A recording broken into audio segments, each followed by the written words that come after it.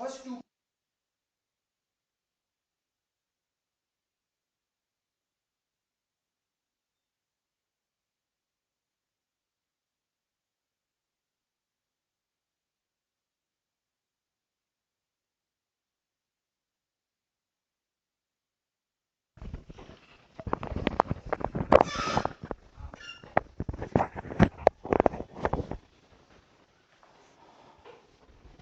Okay, good evening.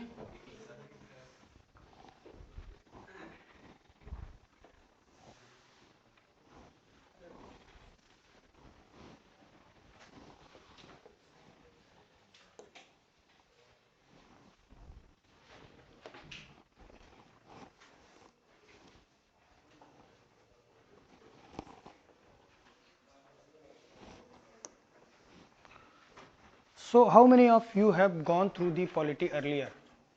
Might be the polity or I mean NCERT या कोई और level. कितने लोग आप में से हैं जिन्होंने पॉलिटी थोड़ा बहुत पढ़ा है? हाँ, थोड़ा बहुत पढ़ा है. ठीक है, ओके. सो आज जो मैं कराने वाला हूँ या आपसे जो मैं स्टार्ट करूंगा ये बिल्कुल बिगनिंग होगा. आई मीन बिल्कुल स्क्रैच लेवल से होगा. जिसको कुछ भी नहीं पता होगा वो भी यहाँ से चीजें समझना शुरू कर देगा. ठीक है, तो चलिए स्टार्ट करते हैं हम लोग. सी, जो सेक्शन हम लोग स्टार्ट करने जा रहे हैं उस सेक्शन को बोलते हैं जनरल स्टडी पेपर 2. ठीक है, मेंस एग्जामिनेशन में जनरल स्टडी पेपर 2.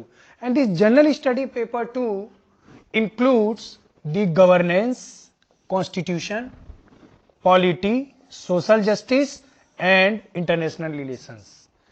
तो जो दूसरा पेपर है उसके अंदर, हिंदी वालों के लिए जो दूसरा पेपर है उसके अंदर जो सेक्शंस आते हैं उसमें आता है शासन व्यवस्था, संविधान, शासन प्रणाली यानी कि राज व्यवस्था कह सकते हैं आप हिंदी में, सामाजिक न्याय तथा अंतर्राष्ट्रीय संबंध. ओके, सबसे इंपॉर्टेंट चीज ये होता है कि कोई भी अगर आप पेपर स्टार्ट करने जा रहे हैं तो उसके फंडामेंटल नेचर को जरूर समझिए. Very important to understand the fundamental nature of a subject. क्योंकि the objective of you people is not to gain the knowledge. Your objective is to score maximum marks into the examination. आपका objective ये होना चाहिए. ज्ञानवान से कुछ नहीं होने वाला है ना. मैं कुछ बातें आपको यहां पे बताने वाला हूं, वो कंटेंट स्टार्ट करने से पहले मैं बताऊंगा. कंटेंट हम आज ही स्टार्ट कर देंगे. ठीक है, so these are few things you have to take care of अगर वाकई आप अच्छा स्कोर करना चाहते हो. And GS paper 2, let me tell you the most challenging paper. आप देखिए, आप लोग यूजुअली जो है डाउनलोड करते होंगे जो मार्कशीट आता है सिलेक्टेड कैंडिडेट्स का, तो आप देखेंगे तो सबसे चैलेंजिंग जो स्कोर वाइज होता है वो जीएस पेपर 2 होता है और जीएस पेपर 4 होता है. तो जीएस पेपर 4 में तो क्या होता है कि या तो बहुत ही कम स्कोर आता है या बहुत अच्छा स्कोर आता है. जीएस पेपर 2 में ऐसा नहीं होता है. एक एवरेज जो है उसका स्पेक्ट्रम बना हुआ है, उसी में अपर और लोअर जो है लिमिट बना हुआ, उससे बाहर कोई लेके जा नहीं पाता है चाहे कितना भी अच्छा स्टूडेंट हो. तो उस जोन को, एवरेज जोन को अगर आपको तोड़ना है then you have to take care of the certain things. वो मैं आपको यहां पे बताऊंगा. देखिए, सबसे बड़ी बात तो ये होती है कि अगर टोटल मार्क्स की बात की जाए तो यूपीएससी में जो टोटल मार्क्स होता है जीएस पेपर 2 का वो होता है 250 मार्क्स. और अगर स्टेट पीसीएस की बात की जाए, यूपी पीसीएस की बात की जाए, so this paper is of 200 marks, 200 number का होता है. ठीक, अब एक चीज मैं आपको और बता दूं कि अगर एवरेज स्कोरिंग की बात की जाए यूपीएससी एग्जामिनेशन में, एवरेज स्कोरिंग का मतलब यह होता है कि जो सिलेक्टेड स्टूडेंट्स होते हैं उनका पिछले 5 साल का टोटल स्कोर कर दीजिए, है ना, और 250 से उसको डिवाइड करके देखिए कि कितना आपका एवरेज स्कोर बनना है. टोटल नंबर ऑफ स्टूडेंट्स जो उन्होंने टोटल स्कोर किया है और टोटल मतलब टोटल कितना स्कोर किया, टोटल नंबर ऑफ स्टूडेंट्स, वो आपको पता चल जाएगा कि एवरेज वो लोग क्या स्कोर कर रहे हैं. कोई मुझे बता सकता है क्या क्रूड नंबर कि कितना होगा एवरेज स्कोर यूपीएससी में? कितना? मजाक कर रहे. Any other guess? कम कम कम. Any other guess? कौन कौन कौन कौन था? 90 और एनी अदर गेस? हाँ, अगर एवरेज स्कोर की बात करेंगे तो एवरेज स्कोर होता है इसका 75 to 80. अपर जोन जो होता है इसका मैक्सिमम जो अपर जोन जाता है 115 से 116 आउट ऑफ 250, और जो नीचे वाला होता है वो 8 to 9 मार्क्स भी होता है, पर सिलेक्टेड वालों का नहीं होता है। सिलेक्टेड वालों का जो नीचे वाला जोन होता है वो कभी कभी 65-60 के रेंज में आपको दिखते हैं। They have been selected, but GS paper 2 में उन्होंने 60-65 स्कोर किया है, बाकी कहीं से जाकर उन्होंने मैनेज किया इस चीज को। So it's very challenging, you know, आसान नहीं है इसमें स्कोर करना। तो अब बात आ जाती है कि ठीक है सर, एवरेज स्कोरिंग तो 75 to 80 है इसमें। अभी यूपीपीसीएस का कोई ऐसा ट्रेंड निकालना मुश्किल है, क्योंकि सिर्फ 2018 वाले कमीशन हुए हैं। 2019 जब कमीशन हो जाएगा तब 2 साल का फिर भी हम लोग एवरेज निकाल पाएंगे, है ना। तो यूपीपीसीएस में इस पर कोई कमेंट नहीं है कि कुछ एवरेज स्कोर जो है हम बता पाए आपको। नाउ द थिंग इज कि how to break the average zone. Average zone को आखिर कैसे ब्रेक करेंगे हम लोग, तो उसके लिए मैंने कुछ चीजें यहां पे लिखी हैं, सिर्फ लिखा ही नहीं है, मैं इसको समझाऊंगा भी आपको अभी वन बाय वन। पहला चीज क्या है कि अगर आप एवरेज स्कोर से ऊपर पाना चाहते हैं, अगर आप एवरेज स्कोर का मतलब है 75-80 मत बोलना, अगर आप 110 प्लस जाना चाहते हैं, जो कि बहुत ही डिसेंट होता है, उसमें 110 प्लस अगर आप स्कोर करना चाहते हैं out of 250, then you have to take care of these 3 things. The first is the understanding of the basic and weightage of each section. जो भी चीज आप पढ़ रहे हैं उसकी जो मूल संकल्पना है उसको अच्छे से समझे। और दूसरा चीज ये है कि जनरल स्टडी के पेपर में जितने भी सेक्शंस हैं, जो अभी मैं इस स्लाइड के बाद बताऊंगा कि सोशल जस्टिस हो गया, आईआर हो गया, उनका क्या वेटेज है, तो उसी वेटेज के हिसाब से आपको फोकस करना है, देन आप जो है अच्छा स्कोर कर सकते हो। तो पहला तरीका तो ये हो गया। Second is the inter relationship of the different sections. तो जो ये 5 सेक्शन मैं आपको बता रहा हूं, इनका आपस में क्या रिलेशनशिप है। आई मीन टू से कि इंडियन पॉलिटी गवर्नेंस से किस तरह से रिलेटेड है, गवर्नेंस सोशल जस्टिस से किस तरह से रिलेटेड है, इंटरनेशनल रिलेशंस पॉलिटी गवर्नेंस और सोशल जस्टिस से किस तरह से रिलेटेड है। तो उनका इंटर रिलेशनशिप, जितने भी टॉपिक हैं, यहां पे जो 5 टॉपिक 6 टॉपिक मैंने लिख रखा है, उनका आपस में क्या रिलेशनशिप है, इसको भी समझना जरूरी है। तो अगर ये 2 चीज आप ध्यान में रखते हैं, then you are going to get the plenty of advantage. And third thing, the most important is the approach of study. इसके बारे में भी बात करेंगे अभी हम लोग। So we shall discuss all these 3 points one by one. पहले आप इसको नोट कर लीजिए फटाफट, ओके। इंग्लिश वाले इंग्लिश में करेंगे, हिंदी वाले हिंदी में करेंगे।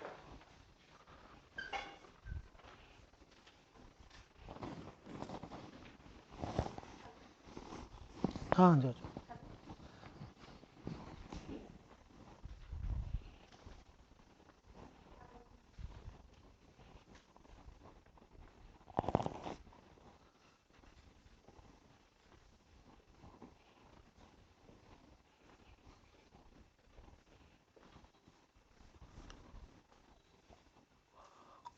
तेज, हरी अप, ना स्लो नहीं।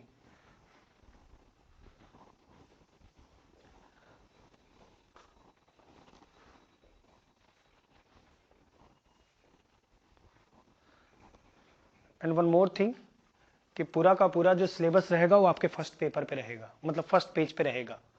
मैं अभी बताऊंगा, अभी मैं लिखवाऊंगा, वो आप लोग जो है पूरा अपना फर्स्ट पेज पे रखिएगा। और all those section should be there on tip of your tongue. सब कुछ आपको याद होना चाहिए ठीक से। मैं रैंडमली कभी भी पूछूंगा,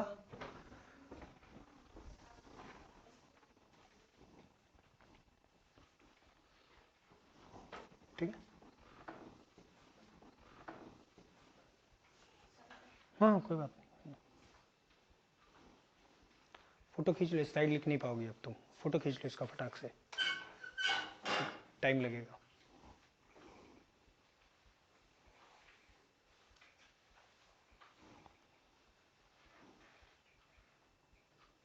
डन,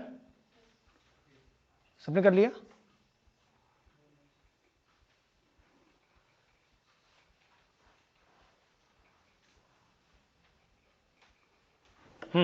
चले।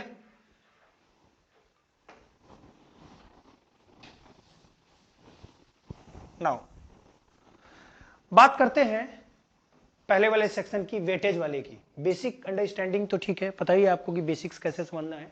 हम वेटेज की बात करते हैं कि सभी सेक्शंस का क्या वेटेज है। जो मैं वेटेज निकाला हूं ये बेसिकली एवरेज वेटेज है, ठीक है। पिछले 10 सालों का मैंने एवरेज वेटेज निकाला, 10 सालों का नहीं दिया, 2013 से लेके और 2019 तक का मैंने वेटेज निकाला है। तो उससे ये वेटेज निकल के बाहर आता है। क्या आ जाता है वेटेज? तो आप अगर देखते हैं यूपीएससी में, अगर आप देखते हैं तो यूपीएससी के अंदर जो पॉलिटी वाला सेक्शन है, जिसको आप हिंदी में राज व्यवस्था बोलते हैं, और जो कॉन्स्टिट्यूशन वाला सेक्शन है, तो पॉलिटी और कॉन्स्टिट्यूशन ये दोनों कलेक्टिवली 95 टू 100 मार्क्स का आता है, हर साल आता है। ऑलमोस्ट कितना होता है? 95 टू 100 मार्क्स का होता है यूपीएससी में, ठीक है। और हाँ, ये कभी कभी 90 या 85 भी हो सकता है, कभी कभी 105 110 भी हो सकता है, but on an average in दोनों का जो वेटेज है वो क्या है? 95 टू 100। द सेकेंड, अगर आप गवर्नेंस की बात करेंगे तो ऑन एन एवरेज जो गवर्नेंस का सेक्शन होता है उसका एवरेज वेटेज क्या होता है? 55 to 60 marks out of 250। And the same way जो सोशल जस्टिस सेक्शन है, the weightage of social justice section is around 40 to 45 marks every year, and international relations carry the 55 to 50 marks of। तो अब point ये आ जाता है कि ये weightage अगर आप समझ, पता चला कि आप पूरा का पूरा टाइम जो है सोशल जस्टिस पे स्पेंड कर रहे हैं and you are not working on polity and constitution, तो एक मेजर पार्ट जो होता है इस एग्जाम का वो आप मिस कर रहे हो।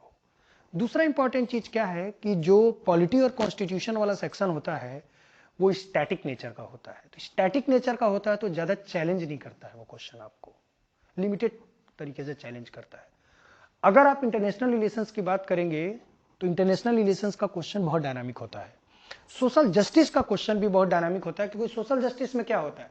सोशल जस्टिस में बेसिकली ये होता है कि जो डिप्राइव्ड सेक्शन होता है, चाहे वो वीमेन हो या वो चाइल्ड हो, चिल्ड्रेन हो, कोई भी हो, जो डिप्राइव्ड सेक्शन होता है उनको कुछ ऐसे स्कीम्स और रिजर्वेशन दिए जाते हैं जिससे वो सोसाइटी के मेन स्ट्रीम के साथ आ पाए।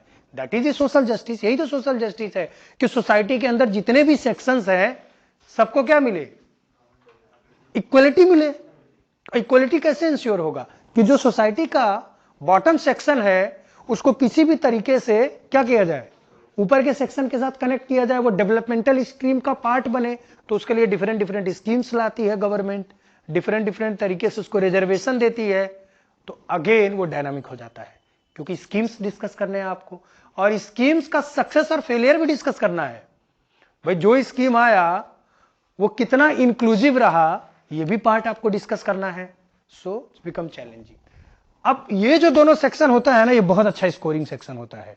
This 95 to 100 and this 50 to 60 marks. अगर देखिए मैंने जो एनालिसिस किया है यूपी पीसीएस के ऊपर, स्टेट पीसीएस के ऊपर, जो 2018, 19 और 20 का 3 साल का मेरे पास पेपर अवेलेबल है भाई, मेंस का 3 साल हुआ ही है अभी, है ना। तो उसमें जो मैंने किया है, उसको जो मैंने देखा है, उसमें ये देखा है कि पॉलिटी और कॉन्स्टिट्यूशन से लगभग 85 टू 90 मार्क्स के क्वेश्चन आते हैं यूपी पीसीएस में। गवर्नेंस से 40 टू 45 मार्क्स के क्वेश्चन आते हैं, और सोशल जस्टिस से 30 टू 35 मार्क्स, और इंटरनेशनल रिलेशन से भी 30 टू 35 मार्क्स के क्वेश्चन आते हैं। सो ये 3 साल का है किसका? यूपी पीसीएस का है। और ये 2020 से लेके 2013 तक, 2020 टू 2013 यहां तक का यूपीएससी का है। अब इस वेटेज को हमेशा दिमाग में रखना है, कॉपी में भी रखना है, ठीक है, तो नोट कर लीजिए।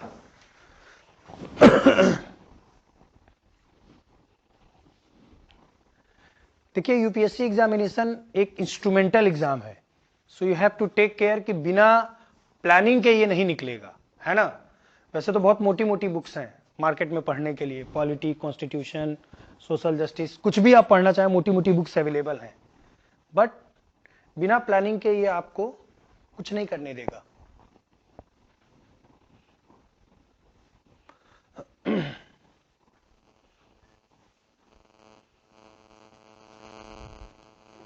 શું થયો? મજામાં? શાંતિ?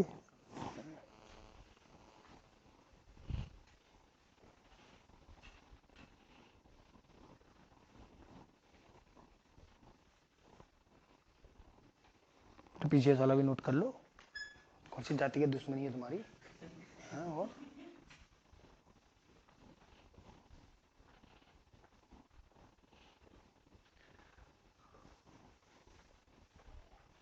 यूपी पीसीएस वाले भी यूपीएससी का नोट कर लेंगे। अभी 2013 से लेकर 19 तक का पेपर लिखवाऊंगा मेंस का, यूपीएससी का पीसीएस वालों को, है ना, क्योंकि 2018 का पेपर 2013-14 रिपीट हुआ है, 19 में इन्होंने 15-16 पकड़ लिया है और 20 में ये लोग वो 15-16 के ही जोन में रहे हैं। तो निश्चित रूप से जो है 2021 जो पीसीएस का पेपर होगा ये लोग 18-19 के जोन में रहेंगे, उससे ऊपर नहीं जाएंगे, है ना। कई क्वेश्चन तो डिट्टो कॉपी कर दिया है, मतलब मेहनत नहीं किया है, तो छोड़ो कहाँ कितना मेहनत करेंगे। बनाते बनाते थक गए होंगे, 20 क्वेश्चन होते हैं, बनाते बनाते दिखा होगा 14-15 में थक गए, बोले अब 4-5 उधर से लाओ वो 4-5 उधर से लाके डिट्टो कॉपी कर दिया। क्या देते हैं? बिल्कुल देते हैं। ये वाले पार्ट पे करंट अफेयर्स रहता है, पर जो करंट अफेयर्स रहता है वही बस रहता है, बाकी जो क्वेश्चंस होते हैं उधर से वो कॉपी कर लेते हैं, तो लाओ उधर से हम कर लेते हैं। वर्ल्ड हिस्ट्री का 2018 का जो यूपी पीसीएस का पेपर हुआ था और 2013 का जो यूपीएससी का पेपर था, डिट्टो क्वेश्चन, मतलब अरे कहीं कॉमा भी चेंज कर दो भाई, कॉमा तक नहीं चेंज किया तो उठा के पूरा कॉपी पेस्ट कर दिया। तो ये होता है ना। यूपी पीसीएस के जो है अपने ही वो हैं, अंदाज हैं। चलिए, शैल वी मूव। देखिए, मैंने स्टार्टिंग में आपसे बोला था कि यहां पे हम लोग बात करेंगे कि अंडरस्टैंडिंग ऑफ बेसिक और वेटेज। वेटेज मैंने आपको बता दिया। जहां तक इंटर रिलेशनशिप का सवाल है, तो इंटर रिलेशनशिप मैंने आपको शुरू में ही बता दिया कि आपको यह समझना होगा कि पॉलिटी का कॉन्स्टिट्यूशन में क्या वेटेज है, या पॉलिटी कॉन्स्टिट्यूशन एक दूसरे से कैसे रिलेटेड है, और बाकी गवर्नेंस सोशल जस्टिस एक दूसरे से कैसे रिलेटेड है, और इंटरनेशनल रिलेशंस बाकी की इन चीजों से कैसे रिलेटेड है। आप देखिए ना, इंटरनेशनल रिलेशंस आप पढ़ रहे हैं सुबह वाले बैच में, बिना वर्ल्ड हिस्ट्री के और पॉलिटी के वो समझ नहीं आने वाला है, गवर्नेंस भी चाहिए उसमें, तो सब एक दूसरे से रिलेटेड है कहीं ना कहीं। Now we shall discuss the last part of the slide, approach of study. ये सबसे इंपॉर्टेंट है। अभी हम लोग अप्रोच कैसे करेंगे इसको देखिए, यहां रिजिडली इस अप्रोच को हम लोग फॉलो करेंगे। अप्रोच कुछ इस तरह से रहेगा यहां पे कि जो भी टॉपिक हम पढ़ेंगे, जैसे एग्जांपल के तौर पे से अगर हमने टॉपिक खत्म किया separation of power between various organs of the government, सरकार के विभिन्न अंगों के बीच शक्ति का पृथक्करण हिंदी में बोलेंगे। तो what are the organs of government? There are 3 organs of government, legislature, executive and judiciary. ठीक है, मैं एग्जांपल दे रहा हूं, जो लोग नहीं जानते उनको घबराने की जरूरत नहीं है। ठीक है, जस्ट एग्जांपल दे रहा हूं कि अगर हमने ये टॉपिक मान लीजिए खत्म कर दिया, पूरी तरह से पढ़ लिया, किसी एक यूनिट में अगर ये आया तो हमने पढ़ लिया पूरा कि लेजिस्लेचर क्या है, एग्जीक्यूटिव क्या है, जुडिशरी क्या है, इनका इंटर रिलेशनशिप क्या है, ये सब कुछ हमने स्टडी कर लिया। Then what shall we do? उसके बाद हम लोग खत्म होते ही सबसे पहले क्या करेंगे कि आईएएस और पीसीएस दोनों 2020 से लेके और 2013 तक का जितना भी प्रीलिम्स का क्वेश्चंस है, सब इस टॉपिक पे बेस्ड सारे क्वेश्चन खत्म करेंगे।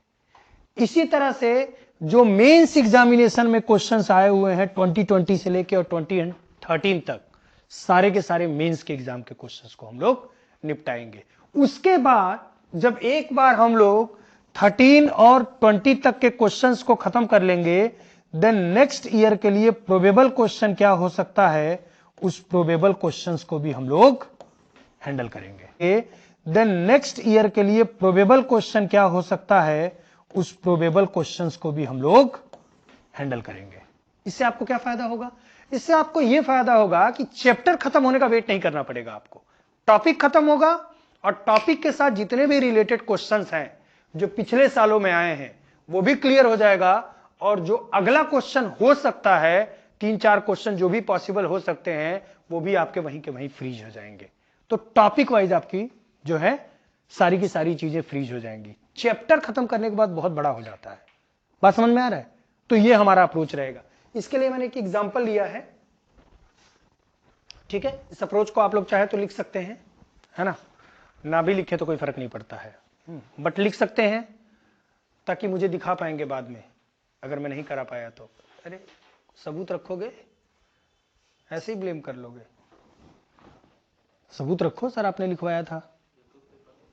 क्या एलएलबी तो नहीं चल रहा है? एलएलबी तो नहीं चल रहा है? नहीं, तब ठीक है। इरादा तो नहीं, एलएलबी वालों का दिमाग चलता है ऐसे। देखो सीधा बोल दिया सर, यूट्यूब पे अपलोड करोगे आप 1-2 वीडियो, उधर से सर आपको चैलेंज कर देंगे।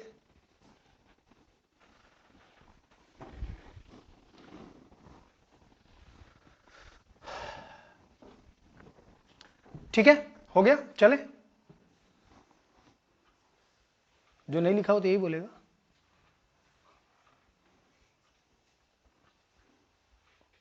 हाँ, इमरान को बोल देना शटर अपने। देखिए, जैसे एग्जाम्पल के तौर पे आप समझिए कि यूपीएससी 2020 में एक क्वेश्चन आया। मान लीजिए कि यूपीएससी 2020 में एक क्वेश्चन आया, सेपरेशन ऑफ पावर पे ही बात कर रहा हूं। The idea of separation of power is based on which of the following propositions. ठीक है, please select the all that apply. तो ये 4 ऑप्शन मिल गए हैं। ठीक है, इसी तरह से सॉल्व करने की जरूरत नहीं है। ठीक है, जो लोग फोटो वोटो लेंगे उनको मैं बता दूं कि फर्स्ट सेकंड थर्ड होगा इसका ऑप्शन। ठीक है भाई, सेपरेशन ऑफ पावर में आप देखिए ना कि इसमें लिखा हुआ है कि different kinds of public functions ought to be distinguished from each other clearly. Second बोलता है different kinds of public function ought to be exercise by different institutions और पर्सोनल। और थर्ड बोलता है कि there should be an over concentration of, there should not be an over concentration of. यही तो separation of power के तो यही ऑब्जेक्टिव है 3। ये मोनार्की से कुछ लेना देना नहीं है। ठीक है, तो मैं सिर्फ एग्जांपल दे रहा हूं आपको, कि एग्जांपल दे रहा हूं कि 2020 में मान लीजिए क्वेश्चन आया सेपरेशन ऑफ पावर से, 2019 में कोई क्वेश्चन नहीं आया, फिर 2018 में कोई क्वेश्चन नहीं आया, मान लीजिए 2017 में भी कोई क्वेश्चन आया, फिर मान लीजिए 2016 में आया, 15 में नहीं आया, 14 में नहीं आया और 13 में कोई आया। तो वो सारे क्वेश्चन हम करेंगे यूपीएससी का पहले, और उसके बाद प्रोबेबल क्वेश्चन जो 2021 के लिए हो सकता है इसको भी करेंगे। ये होता है साउंड अप्रोच। अगर इन केस मान लीजिए कि मैं कंटेंट में टाइम के कारण अगर ना भी करा पाऊं, then it is your duty. सब कुछ ऐसा नहीं होता कि टीचर और फैकल्टी की ही ड्यूटी होती है। मैं अगर कोई टॉपिक पढ़ा रहा हूं तो कोशिश तो यही रहेगी कि सारा करा दूं। अगर मिस कर भी जाऊं, कभी कभी क्या होता है ना कि टारगेट होते हैं कि आप हमें पूरा करना है, 2021 में बच्चे एग्जाम देने जा रहे हैं, है ना, 2022 में है तो थोड़ा जल्दी लेक्चर कंप्लीट करना है। तो कभी उस टारगेट में ये वाला पार्ट अगर छूट भी गया तो मैं आपको लिस्ट प्रोवाइड कर दूंगा, करना आपकी जिम्मेदारी है। ठीक है ना, that you have to do. Same यही अप्रोच हम लोग यूपीपीसीएस में भी अडॉप्ट करेंगे। हैं, क्लियर है? तो ये प्रीलिम्स के लिए रहेगा, और ऐसा ही कुछ अप्रोच हम लोग जो है मेंस के लिए भी अप्लाई करेंगे। कि 2020 में देखेंगे कोई क्वेश्चन आया कि ये 19 में आया हुआ था, ये क्वेश्चन 19 का आया हुआ है। आप अगर इसको पढ़ते हैं 2019 के मेंस में डिट्टो यही क्वेश्चन आया हुआ। ये यहां पे थोड़ा सा गलती हो गया है, शक्ति के पृथक्करण होगा। शक्ति में क्या होता है, बड़ा होता है छोटा होता है? शक्ति के कठोर पृथक्करण के सिद्धांत। ठीक है, ये जस्ट एग्जांपल दे रहा हूं, ये 19 में आया था। तो यही सेम चीज जो है यूपीपीसीएस में भी हम लोग करेंगे। तो अब आपको पता चल गया कि क्या अप्रोच आप एडॉप्ट करोगे तो ज्यादा अच्छा स्कोर कर सकते हो। क्लियर है आप लोगों को? चलिए, वेरी गुड। इसको ना लिखने की जरूरत है ना फोटो लेने की जरूरत है, रहने दीजिए, है ना। आगे बढ़ते हैं। जो टोटल हम लोग कंप्लीट करेंगे जनरल स्टडी पेपर 2, वो हम लोग मैंने कुछ बेसिक मॉड्यूल में उसको डिवाइड कर रखा है। ओके, जो पूरा का पूरा जनरल स्टडी पेपर 2 होगा। The first module will cover basic foundation of polity, constitution and governance.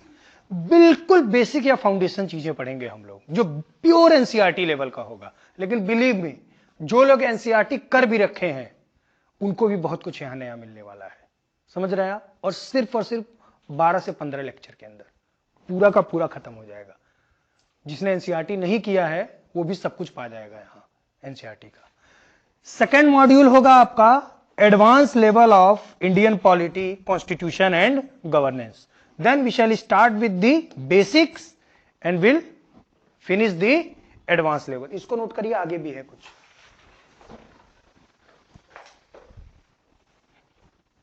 ये रोल कॉपी कहां से लाए तुम? रोल कॉपी नहीं चलेगा। और तुम ये लेटर पैड किसका उठा लाई? अरे फेयर और ये ऐसा ना बेटा मत करा करो, है ना, वो डायरेक्ट ही फेयर कॉपी पे रखा करो, ये मत रखना बेटा, प्लेन कॉपी ऐसा,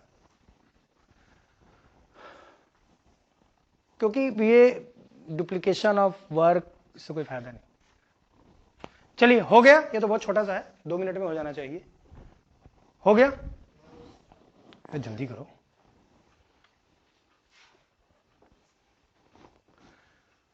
थर्ड मॉड्यूल क्या होगा हमारा? थर्ड मॉड्यूल होगा, थर्ड मॉड्यूल हो गया, third module would be governance, fourth module social justice and fifth module international relations. कर लीजिए फटाफट, लिख लीजिए, छोड़िए मत।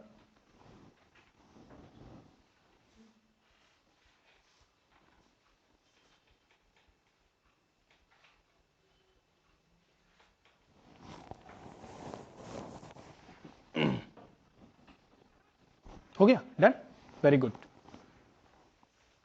अब देखिए यहां से आप लोगों का शुरू होता है। तो सबसे पहले हम लोग पहले मॉड्यूल की बात करते हैं, बेसिक्स और foundation of polity, constitution and governance. इसमें पहला जो चैप्टर हम लोग डील करेंगे बेसिक मॉड्यूल के अंदर, वो होगा meaning of state, its elements and need of political system. Hindi में जो राज्य शब्द आप सुनते हैं ना, तो आपको यहां पे पता चलेगा कि राज्य शब्द कितना ब्रॉड है, means the broadness of state. You would realise कि how broad this term is. Simply हम बोल देते हैं ना स्टेट, राज्य। तो यहां पे आप स्टेट के बारे में डिस्कस करेंगे, स्टेट के सारे एलिमेंट्स के बारे में डिस्कस करेंगे, वो एसेंशियल हैं, अल्टरनेटिव एसेंशियल हैं या क्या है, उन सारे चीजों के बारे में डिस्कस करेंगे। And apart from that political system की नीड है कि नहीं है वर्ल्ड ऑर्डर के लिए या किसी पर्टिकुलर स्टेट या कंट्री के लिए, ये भी हम लोग एनालाइज करेंगे। Because there are several sections, there are few sections like Marxist, जो मार्क्सिस्ट होते हैं, मार्क्सवादी हिंदी में बोलते हैं, Marxist do not believe in state, the concept of state, हो तो बोलते हैं स्टेटलेस सोसाइटी होना चाहिए। So to what extent they are correct, ये सारी चीजें हम यहां पे देखेंगे कि सच में ऐसा है क्या कि बिना किसी पॉलिटिकल सिस्टम के भी सोसाइटी को गवर्न किया जा सकता है। Is it possible? So we shall analyse all those parts over here, कि स्टेट क्या होता है, उसके एलिमेंट्स क्या होते हैं, पॉलिटिकल सिस्टम की नीड है कि नहीं, अगर नहीं है तो क्यों नहीं है, और अगर है तो क्यों है। और इंडिया के भी रेफरेंस में देखेंगे कि इंडिया में किस तरह के पॉलिटिकल सिस्टम की जरूरत है। इज इट क्लियर कि पहला चैप्टर में हम क्या डील करने वाले हैं? सेकेंड चैप्टर में हम लोग पढ़ेंगे 3 organs of governance, that is legislature, executive and judiciary.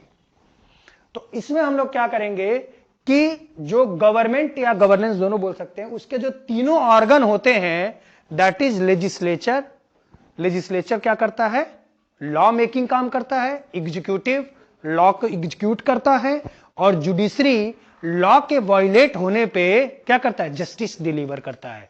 तो तीनों जो ऑर्गन होते हैं गवर्नमेंट के, उन तीनों ऑर्गन के बारे में हम डिस्कस करेंगे। Not only about the organ, about their inter relationship also, कि किस तरह से लेजिस्लेचर जो है जुडिशरी से रिलेटेड है, जुडिशरी जो है एग्जीक्यूटिव से रिलेटेड है, इन सारे चीजों के बारे में हम लोग सेकेंड चैप्टर में डिस्कस करेंगे। Apart from that we shall discuss the different types of laws and the concepts of natural justice. Natural की अलग अलग तरह के लॉ क्या होते हैं, ठीक है, लॉ कितने तरह के होते हैं, और प्रिंसिपल ऑफ नेचुरल जस्टिस क्या होता है। आपको पता है कि जब डेथ, और प्रिंसिपल ऑफ नेचुरल जस्टिस क्या होता है, आपको पता है कि जब डेथ पनिशमेंट मिलता है किसी भी कंट्री में या किसी भी वर्ल्ड के किसी भी कंट्री में, इंडिया में भी, तो जब डेथ पनिशमेंट मिलता है तो उसको जो कई ऑर्गेनाइजेशन या ह्यूमन राइट्स जो विंग्स होती है उसको चैलेंज करती है। तो वो किस बेसिस पे चैलेंज करती है? प्रिंसिपल ऑफ नेचुरल जस्टिस, कि बोलती है कि अगर आप किसी को पैदा नहीं कर सकते तो आप किसी को मार भी नहीं सकते, ठीक है। Every creature is the created by God, तो अगर भगवान उसको पैदा कर रहा है तो आप कैसे मार सकते हो? तो उसी बेसिस पे जो है वो जो डेथ सेंटेंस होता है उसको चैलेंज करते हैं। हम लोग यहां पढ़ेंगे उसके बारे में बहुत ज्यादा अच्छे से कि एमनेस्टी इंटरनेशनल जो है एक ह्यूमन राइट बॉडी है ना, एमनेस्टी इंटरनेशनल, वो किस तरह से जो है बात करती है, क्या आर्गुमेंट्स देती है। अच्छा, जुडिशरी के पास भी अपना आर्गुमेंट है, बोलता है कि इस आदमी ने किसी आदमी को मारा, जब इस आदमी ने दूसरे आदमी को मारा तो इसने भी तो नेचुरल लॉ का जो है उसका वायलेशन किया, तो जब ये वायलेट कर सकता तो इसके लिए कोई नेचुरल लॉ नहीं है, इसको भी वायलेट करो, इसको भी लटकाओ। ओके, तो all those parts we shall discuss, right. ठीक है, दोनों चैप्टर लिख लीजिए। अभी चैप्टर है लंबा है, 4 5 6 7 चैप्टर है आपके बेसिक्स में। There are total 7 chapters. लिख लो इसको फटाफट।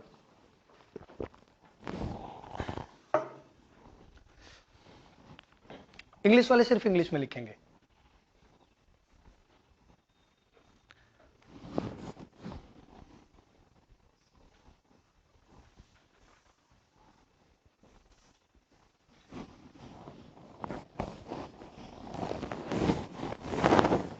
Done. It's very fast and furious. हाँ, मैं जब बोल रहा था तो लिख लेते हो तुम लोग, मुझे पता है। अरे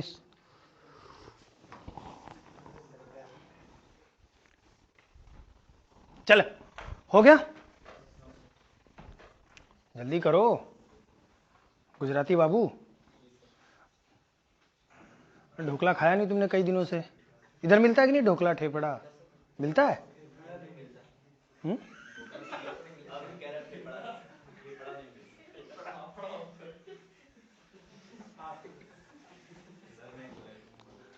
तुम्हारा मैं पोखरा का बीजा बनाऊंगा जल्दी, चिंता मत करो।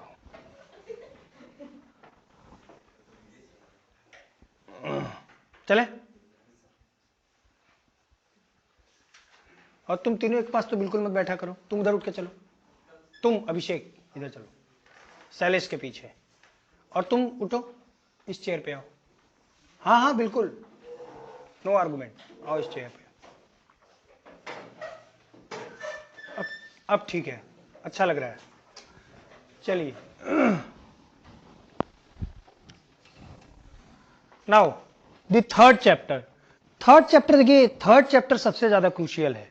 ठीक है, ये थर्ड चैप्टर में जितने भी टर्मिनोलॉजी मैं आपको बता रहा हूं, these terminology are very important from prelims as well as mains point of view, और ये आपको कोई नहीं पढ़ाता है। सबसे इंपॉर्टेंट चीज ये है कि किसी भी कोचिंग में, किसी भी इंडिविजुअल फैकल्टी पे कहीं नहीं पढ़ाया जाता है ये चीज। मैं आपका पूरा ये कंप्लीट कराऊंगा, बहुत ही इंटरेस्टिंग पार्ट है और बहुत ही इंपॉर्टेंट पार्ट है। तो क्या है कि different types of governance system, अलग अलग जो कंट्रीज होती हैं, अभी मत लिखो बेटा, अलग अलग जो कंट्रीज होती हैं वहां पे किस तरह का पॉलिटिकल सिस्टम या गवर्नेंस सिस्टम काम करता है, अलग अलग देशों में किस तरह की शासन प्रणाली या शासन व्यवस्था है। तो उसके अंदर हम लोग क्या क्या पढ़ेंगे कि लाइक थियोक्रेसी, थियोक्रेसी को हिंदी में बोलते हैं धर्मतंत्र, मोनार्की हिंदी में बोलते हैं राजतंत्र, ऑटोक्रेसी हिंदी में बोलते हैं निरंकुश तंत्र, डिक्टेटरशिप हिंदी में बोलते हैं तानाशाही, एरिस्टोक्रेसी हिंदी में बोलते हैं कुलीन तंत्र, ओलिगार्की अल्पतंत्र या गुड़ तंत्र, मोबोक्रेसी भीड़ तंत्र, मेरिटोक्रेसी गुड़ तंत्र या योग्यता तंत्र, मीडियोक्रेसी औसत तंत्र, रिपब्लिक गणतंत्र, मिलिट्री रूल एंड डेमोक्रेसी लोकतंत्र। इसके अलावा सिर्फ इतना ये पढ़ेंगे नहीं। देखिए, मैं आपको बार बार बोलता हूं ना कि UPSC used to play with the terminology, बहुत खेलता है टर्मिनोलॉजी के साथ। एक टर्मिनोलॉजी जो होती है उसकी, उसी टर्मिनोलॉजी को पूरे क्वेश्चन का फलक्रम बना देगा, और आपको टर्मिनोलॉजी नहीं पता है, आप क्वेश्चन नहीं कर पाओगे, गारंटी नहीं कर पाओगे, या फिर गलत कर जाओगे। तो ये जो चीजें मैं आपको बता रहा हूं ना, ये वो टर्मिनोलॉजी है जो आपको वहां पे काम आने वाला है, और आपको ये कई जगह आपको प्री और मेंस में अपीयर होता हुआ दिखेगा। ठीक है, तो क्योंकि ये कलेक्शन है, उन जगहों से जो है मैंने कलेक्ट किया है, फिर उसको बनाया है, तो ये आपको दिखेगा। इतना ही नहीं, ये सारी चीजें तो हम पढ़ेंगे ही पढ़ेंगे, उसके अलावा हम ये देखेंगे कि जो इंडियन पॉलिटिकल सिस्टम है या जो इंडियन गवर्नेंस सिस्टम है, वो इनमें से किसके कितना क्लोज है। ठीक है, और किस तरह से क्लोज है, तो उस चीज को भी हम एनालाइज करेंगे यहां पे। तो क्लियर है आपको? मुझे लगता है बहुत लोग ऐसे होंगे जिनमें से कई लोगों ने टर्म सुना भी नहीं होगा। ठीक है, ये चीज बहुत इंपॉर्टेंट है, ठीक है। इसको आप लोग जो है फटाफट नोट कर लीजिए। अभी आप लोगों ने सुना होगा ये मिलिट्री रूल देख रहे हैं ना, ये मिलिट्री रूल अभी आपने देखा होगा म्यांमार में हुआ है। आंग सान सू की क्या बोलते हैं उसको, कूप, COUP, कूप। कूप का मतलब होता है तख्ता पलट, तख्ता पलट कर दिया गया है, कूप बोलते हैं उसको। तो वहां पे तख्ता पलट हुआ है तो क्या आया है, मिलिट्री रूल आया है। इंडिया एक ऐसी कंट्री है जहां पे कभी भी ये चीज नहीं हुआ, अपने पड़ोस में सब पे हुआ, बांग्लादेश में भी हुआ है। अब पाकिस्तान तो इसका बहुत शौकीन है उसे जब मन करता है तब उसके मिलिट्री वाले कर देते हैं धीरे से, है ना। पाकिस्तान की तारीफ नहीं कर रहा हूं, कोई देशद्रोही मत बोले, ठीक है।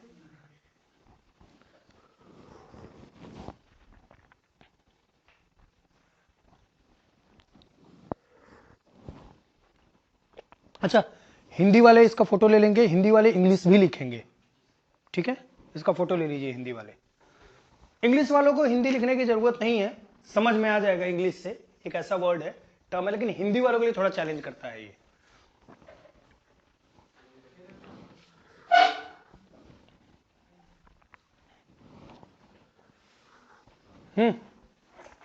डन। थोड़ा सा तेज लिखने की कोशिश करिए आप लोग।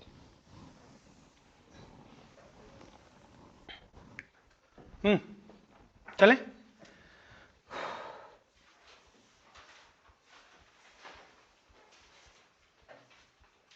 आयुष हो गया।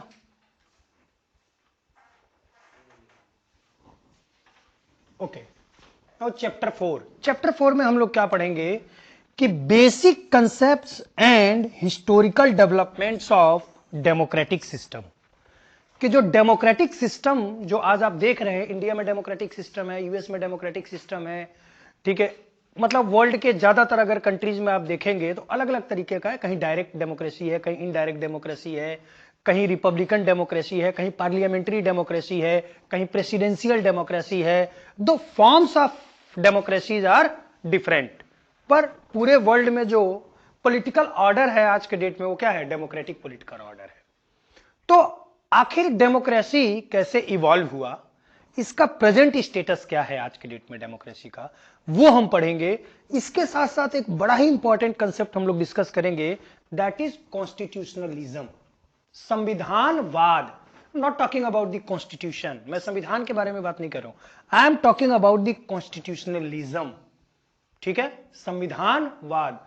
There is a huge difference between the constitution and the constitutionalism that we shall discuss into the chapter।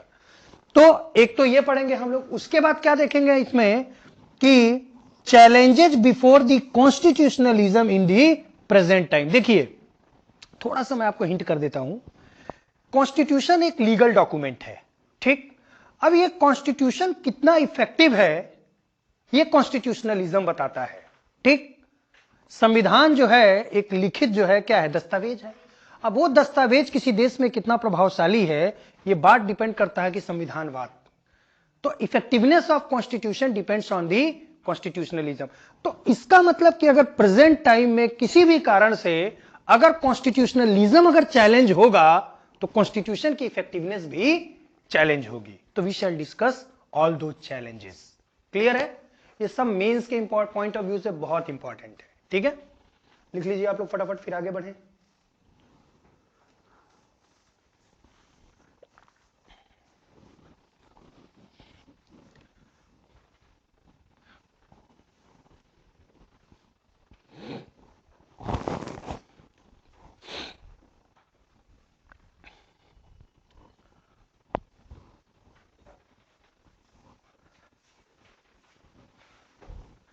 जरा गेट खोल देना फबा, जरा गेट खोल देना फबा, बेटा खोलो तो इसको, ओपन करो, गर्मी लग रहा है मुझे।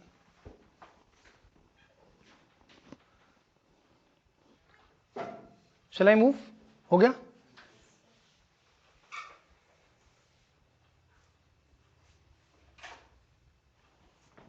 अंकुर हो गया।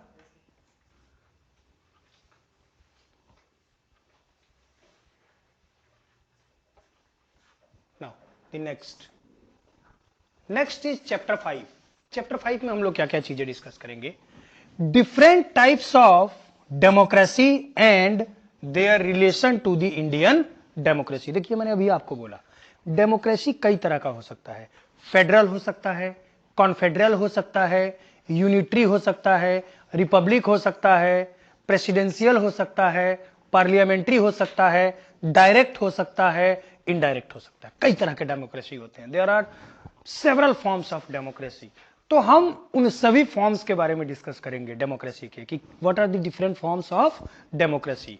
Apart from that we shall discuss कि उन डेमोक्रेटिक जो टाइप्स हम डिस्कस करेंगे उनका इंडियन डेमोक्रेटिक सिस्टम के साथ क्या रिलेशन है। मैं आपको बताऊं एक चीज कि इंडिया जो डेमोक्रेटिक कंट्री आप देख रहे हैं वो कॉन्स्टिट्यूशन के बेस पे ही है। कॉन्स्टिट्यूशन ने ही डिक्लेयर किया है ना कि इंडियन एक डेमोक्रेटिक कंट्री है, and the constitution has drawn the basic ideas from the several democratic countries. आप समझ रहे हैं कि नहीं इस चीज को, कि हमारे कॉन्स्टिट्यूशन ही तो डिक्लेयर करता है कि हमारी कंट्री डेमोक्रेटिक है, रिपब्लिक है, जो भी है। तो अब उस डेमोक्रेटिक कंट्री जो हमारी है उसका नेचर कैसा होगा यह तो हमारे कॉन्स्टिट्यूशन पर डिपेंड करेगा, क्योंकि कॉन्स्टिट्यूशन ही डिक्लेयर करता है इसको डेमोक्रेटिक। अब कॉन्स्टिट्यूशन ने अमेरिका से, आयरलैंड से, कनाडा से, अलग अलग कंट्री से अलग अलग चीजें उठाई हैं। तो इसका मतलब यह है कि जो डिफरेंट कंट्रीज में डिफरेंट टाइप्स के डेमोक्रेटिक सिस्टम है उनसे कहीं ना कहीं इंडिया का रिलेशन तो है, और उस रिलेशन को समझना बहुत जरूरी है। Otherwise your insight towards the democratic system would be वेग, वो हमेशा ऊपर ऊपर ही रहेगा, कुछ समझ नहीं आएगा, है ना। तो एक तो ये बात हो गई, मैंने आपको ये बता ही दिया कि basic concept of the democratic system like confederal, federal, unitary system and their differences, इनके डिफरेंसेस भी पढ़ेंगे। इसके अलावा differences between parliamentary and presidential system and determination of the nature of Indian polity, ये सारी चीजें हम लोग डिस्कस करेंगे चैप्टर नंबर 5 में। These topics are very important from the mains point of view. जो लोग मेंस का पेपर देख रहे होंगे उनको थोड़ा सा विजुअलाइज होना शुरू हो गया होगा कि जो जो चीजें मैं आपको बता रहा हूं वो एज अ क्वेश्चन दिखा है कई जगह। ठीक है प्रीतम दा, ठीक है। सेहत तुम्हारा फीका फीका लग रहा है, अंडे वंडे नहीं खा रहे हो आजकल?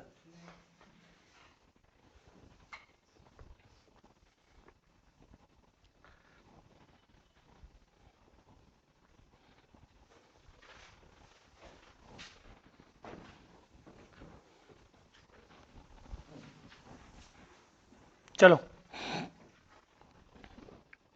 हो गया, डन।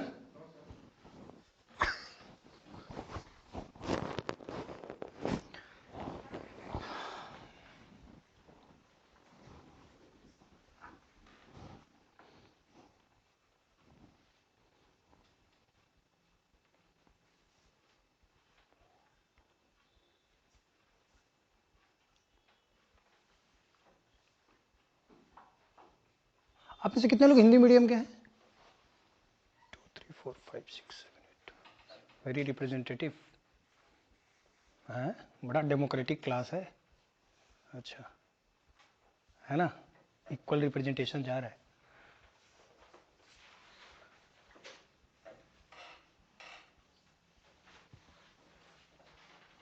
चलें, okay. Now the 6th chapter. 6th chapter जो है उसके अंदर हम लोग पढ़ेंगे introduction to the political system of some important countries. सिर्फ उन कंट्रीज के पॉलिटिकल सिस्टम के बारे में पढ़ेंगे जिनका इंडिया से कुछ ना कुछ डायरेक्ट लेना देना है, पास्ट में भी और प्रेजेंट में भी। For example we shall discuss about the political system of USA, कि यूएसए का जो पॉलिटिकल सिस्टम होता है, यूएसए का जो पार्लियामेंट होता है उसमें कितने हाउसेज होते हैं, ठीक है, उन हाउसेज का क्या यूज होता है और किस तरह से वो इंडिया से कनेक्टेड है। ठीक है, उस वहां पे जो है क्या है, वहां पे 2 पार्टी सिस्टम है, तो वो 2 पार्टी सिस्टम में इंडिया के पॉइंट ऑफ व्यू से कौन सी पार्टी ठीक है, कौन सी party, all those part we shall discuss. Next England, Switzerland, Germany etcetera and its comparison with the Indian political system. इनका इंडियन पॉलिटिकल सिस्टम से भी कंपैरिजन हम देखेंगे, जितने भी ये कंट्रीज हैं। इनके अलावा भी एक दो कंट्रीज के बारे में बताऊंगा मैं आप लोगों को, बट सिर्फ उन्हीं कंट्रीज के बारे में जिनका इंडिया से कुछ ना कुछ लेना देना है।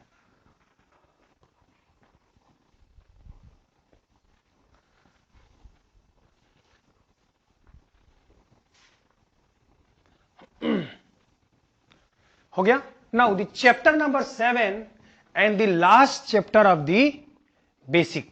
ठीक है, जो बेसिक हम मॉड्यूल की बात करें तो उसका ये लास्ट चैप्टर है। In this chapter we shall discuss about the certain ideologies, कुछ विचारधाराओं के बारे में डिस्कस करेंगे। For example Marxism. मार्क्सिज्म एक आइडियोलॉजी है, पता है ना आपको? ठीक है, वो बाद में टेररिज्म में कन्वर्ट हो गया, but earlier it was ideology. ठीक है, because their medium was not good. तो जब मीडियम किसी का चीज का अच्छा नहीं होगा तो ऑब्वियसली क्या होगा, वायलेंट हो जाएगा, और वायलेंट होने के बाद वो टेररिज्म हो जाएगा। माओइज्म, माओवादी। ठीक, देन नक्सलिज्म, ये सब तुम इंटरनल सिक्योरिटी में आप लोग डिस्कस करेंगे। नक्सलवादी, Naxalism is again an ideology. नक्सलवादी जो है ना वो एकदम आइडियोलॉजी है। ठीक है, सोशलिज्म, समाजवाद, लिबरलिज्म, उदारवाद, नियो लिबरलिज्म, नव उदारवाद हिंदी में। दी फासिज्म, आजकल तो खूब चल रहा है फासीवाद धीरे से बोला हूं मैं, देख लो, है ना, निकाल देना भाई। गांधीज्म, गांधीवाद, एंड अंबेडकरवाद, एक्सेट्रा। एंड सिर्फ इन आइडियोलॉजीज के बारे में हम नहीं पढ़ेंगे, इन आइडियोलॉजीज का इंडियन पॉलिटिकल सिस्टम के ऊपर क्या इंपैक्ट है उसको भी हम लोग डिस्कस करेंगे। अदरवाइज क्या मतलब है, अगर इसके प्रभाव को नहीं जानेंगे हम भारत के पूरे राजनीतिक व्यवस्था के ऊपर, then there is no meaning to study all these ideologies. ठीक है, और देखिए कितनी प्यारी बात है कि इंडिया में ये सब आइडियोलॉजी जिंदा है इसका ओरिजिन कहीं से भी हो, पर ये सब इंडिया में है, सब जी रहे हैं, सब खा रहे हैं, सब पनप रहे हैं, सबका इंटरेस्ट सर्व हो रहा है ना। मतलब किसी न किसी तरीके से सब है यहां पे। कितना डाइवर्सिटी है? कितना एकोमोडेटिव है हम लोग, है ना। इतना भी नहीं होना चाहिए, करेक्ट। समटाइम इट बिकम्स, देखिए जितने ज्यादा इंटरेस्ट ग्रुप किसी कंट्री में रहेंगे, कंफ्लिक्ट होने के चांसेस उतने ज्यादा हैं। क्या हुआ आयुष?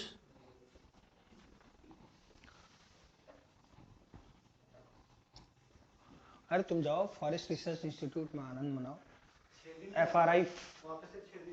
उसके बाद वो कहां पे? अच्छा, FRI का कैंपस तो बहुत प्यारा है। I have gone there many times. मैं 2 साल देहरादून में था तो मैं जाता था वहाँ पे, कुछ मेरे फ्रेंड्स थे FRI में। बहुत सुंदर जगह है। वैसे तो पूरा का पूरा entire Dehradun is loaded with greenery पूरा। देखिए वहाँ पे एक मैं अच्छी चीज़ बताऊँ, देहरादून में जो है, आई थिंक आप भी रहे हो देहरादून में। ओके, तो देहरादून में आप देखेंगे कि जो सबसे अच्छा कंसेप्ट मुझे लगता है, तुम रहे हो काफ़ी टाइम, है ना, इस फादर इस कैप्टन, रिटायर्ड कैप्टन। तो वहाँ पे क्या है कि जितने भी घर बनते हैं ऑलमोस्ट सभी घर में आगे जो है कुछ स्पेस वो लोग छोड़ देते हैं और वहाँ पे पेड़ वो लगाते हैं, है ना। और मैं ये ट्रेंड ऑलमोस्ट सभी घरों में देखा हूँ। हाँ, ये हो सकता है थोड़ा लैंड किसी ने कम छोड़ा हो या ज्यादा छोड़ा हो, कुछ लोगों ने तो मतलब 1000 2-2 हजार स्क्वायर फीट छोड़ रखा है। मतलब मकान है 600-700 स्क्वायर फीट में, आगे जमीन छूटा 1000 स्क्वायर फीट। अपने वाले देखो 1 इंच छूट गया तो पापा जी ना हराम कर देंगे, बोले अरे तुमको नक्शा ही नहीं बनवाने आता है, ये कैसे छूट गया। और अगर तुमने हड़प लिया तो पापा कहेंगे सबसे होनहार बेटा है हमारा, सड़क में से भी 2 फीट मार लिया। That is the difference of attitude. Those people are like कि उनको जो है वो चीजें बहुत पसंद है। मैंने देखा है, मैं जहां रेंट पे रहता था वहां पे भी ये चीज था। चलिए एनीवे शैल मूव। तो ये जो पार्ट्स था वो हमारा बेसिक मॉड्यूल का पार्ट था। कोई ऐसा है जिसको चैप्टर्स में जो डिस्कस किया उसमें कहीं कोई दिक्कत हो तो हम लोग आगे बढ़े। क्लियर है आप लोगों को कि चैप्टर में हमें क्या क्या पढ़ना है? Okay fine. So we shall start the first chapter. Chapter आपका कंटेंट स्टार्ट होगा, नोट कर लीजिए आप। पहला चैप्टर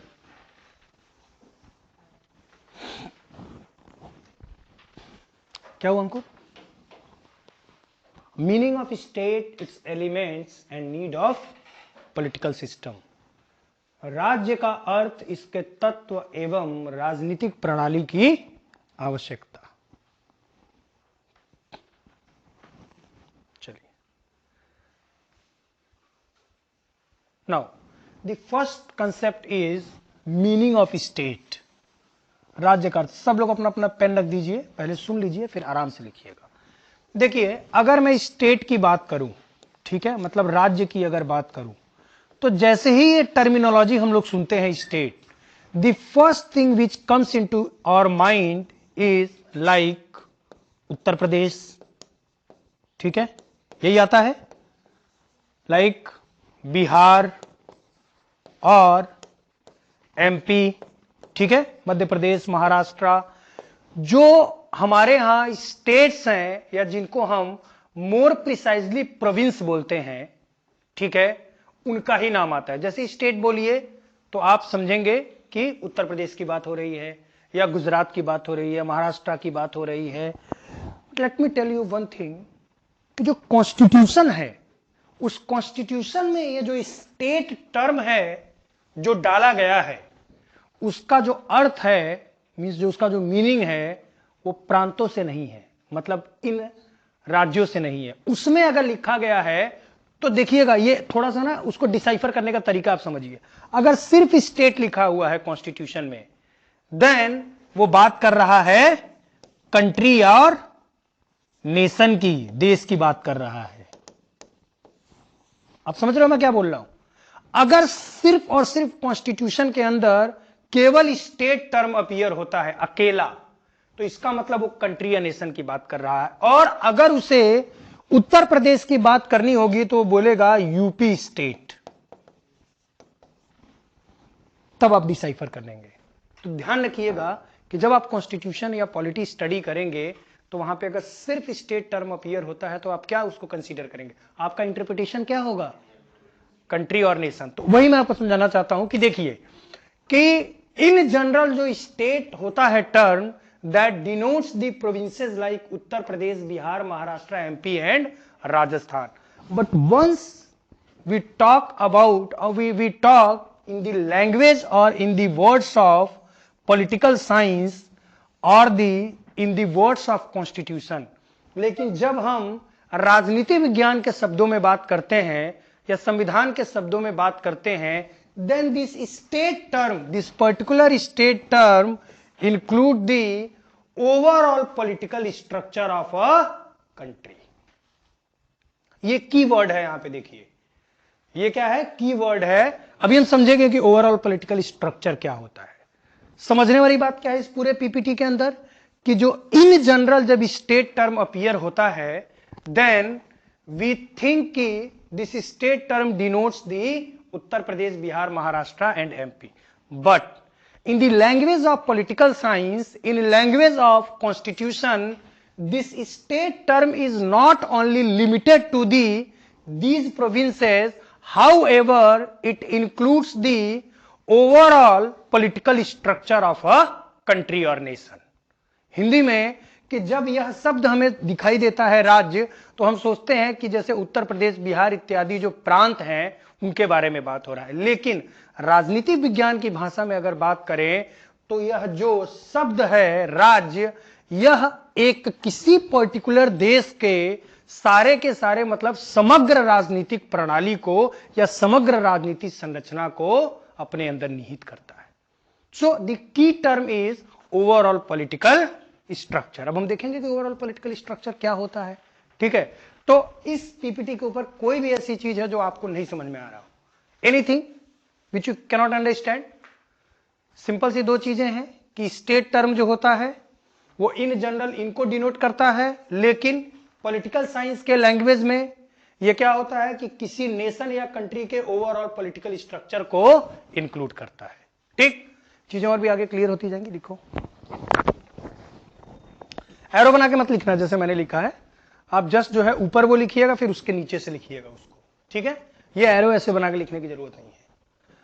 आप लोग जस्ट जो है इंग्लिश वाले यहां से शुरू करिएगा, यहां पे टर्मिनेट होगा, फिर टर्मिनेट के बाद यहां से शुरू कर दीजिएगा, ठीक?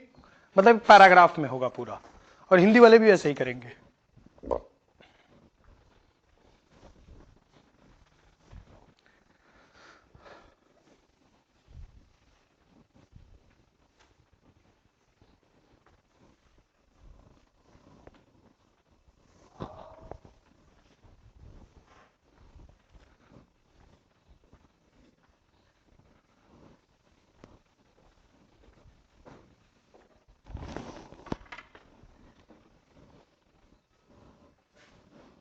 ठीक है, डन।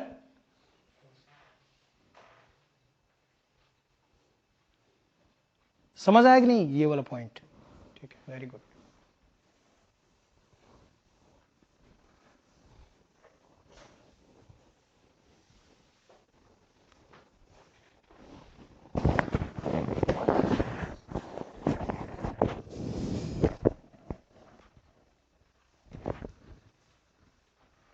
आज ठंड कम है या है ना? चले आगे बढ़े।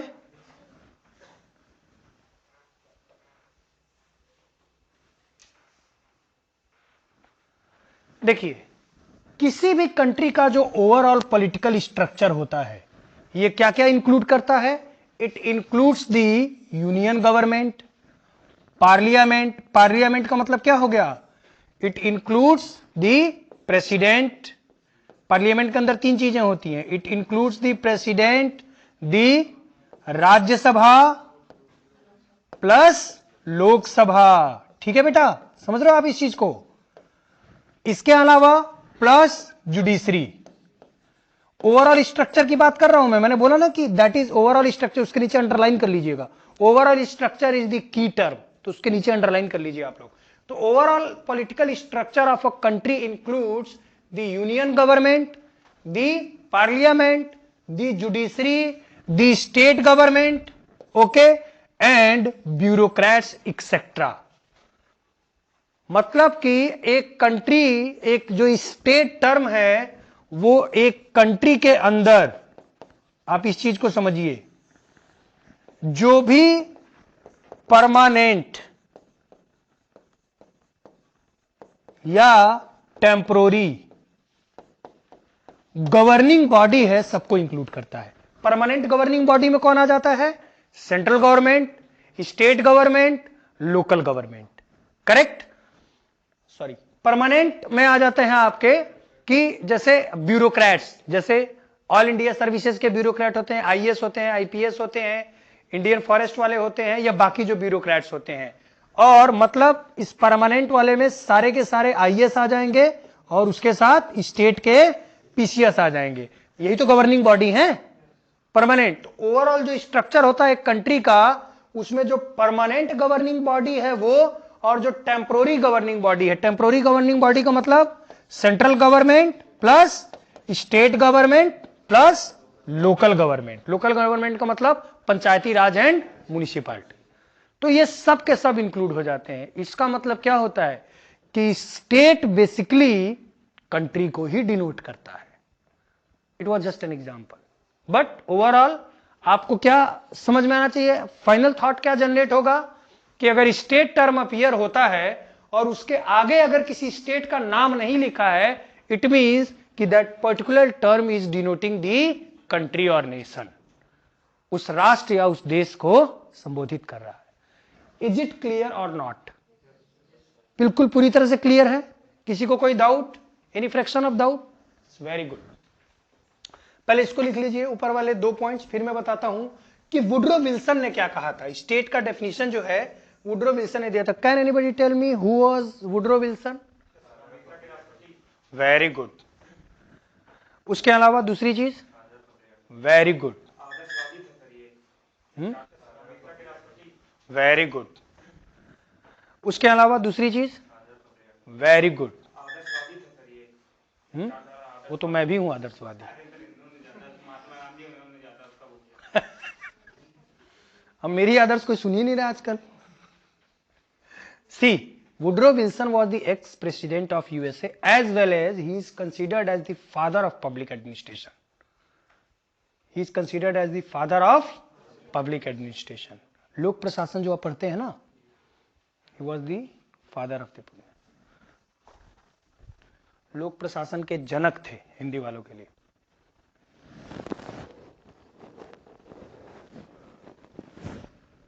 बहुत खुराफाती आदमी था। आखिरकार इसने पॉलिटिकल साइंस से जो है खींच के और पब्लिक एडमिनिस्ट्रेशन को नया सब्जेक्ट बना ही दिया। इतनी लड़ाई की इसने। 1985 से अपनी लड़ाई शुरू की इसने, नहीं 1885 से और धीरे धीरे जो है पब्लिक एडमिनिस्ट्रेशन का जो अम्ब्रेला था या शैडो था, उससे पॉलिटिकल साइंस का जो शैडो था उससे पब्लिक एडमिनिस्ट्रेशन को बाहर निकाला। देखिए इन्होंने क्या कहा था वुड्रो विल्सन ने। According to Woodrow Wilson, state represents a group of people organised by law in certain geographical area. Hindi में राज्य के एक भौगोलिक क्षेत्र में कानून द्वारा संगठित लोगों के समूह को निरूपित करता है। अब आप एक बात बताइए, जहां पे लॉ और जुरिस्डिक्शन की बात हो रही है वहां पे कंट्री तो ऑटोमेटिकली डिनोट हो रहा है। बात समझ रहे हैं? तो इन्होंने भी डायरेक्टली या इनडायरेक्टली जो है स्टेट को एक कंट्री का ही रूप दिया था। और बहुत ज्यादा इनके बारे में और डिटेल में पढ़ने की जरूरत नहीं है, वो जस्ट इन्होंने कोट कर दिया था और ये यहां पे आ गया था तो मैंने कोट कर दिया। ये कहीं पूछेगा वछेगा भी नहीं आपसे, बस आपको याद है। और अगर कहीं एग्जाम में लिखते टाइम अगर वो चीज याद आ गया तो आप जस्ट वहां पे उसको कोट कर सकते हैं, अदरवाइज कभी से कोई क्वेश्चन वोश्चन नहीं आता है। ठीक है, लिख लीजिए इसको भले आप लोग।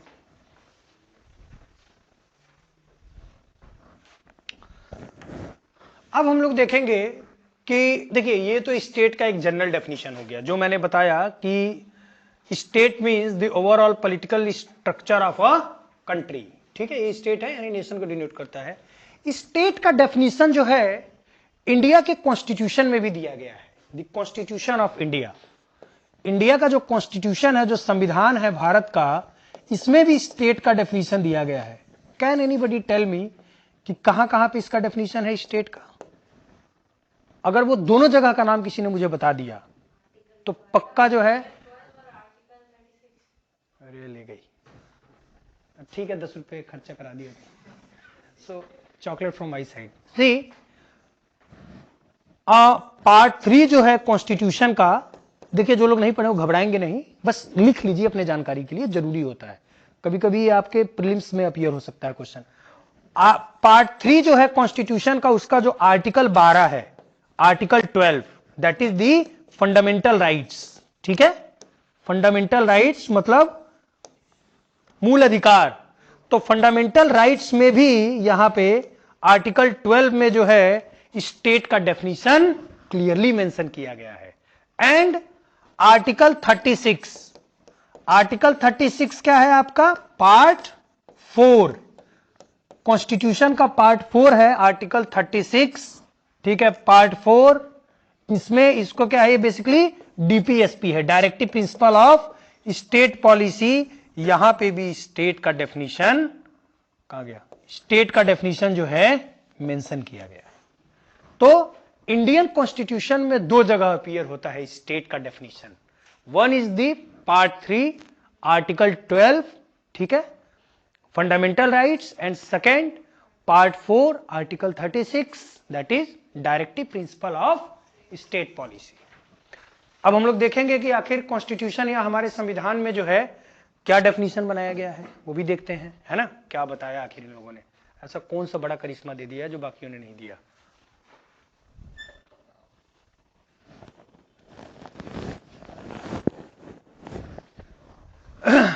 ये पीपीटी बिल्कुल क्लियर है आप लोगों को? कोई डाउट है तो पूछ लीजिए, आगे बढ़े फिर। चलिए आगे बढ़ते हैं।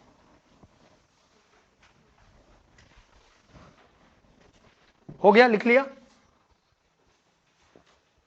नाउशी, इसको पढ़ने के बाद आप देखेंगे कि जो पहले डेफिनेशन बताया गया है उसमें और इसमें कोई बहुत ज्यादा डिफरेंस नहीं है। कैसे? देखिए, according to article 12 part 3 of constitution of India, state include the government, parliament of India, government and legislature of each state and all local or other authorities within the territory of India or under the control of government of India. Clearly as it is word लिखा हुआ है.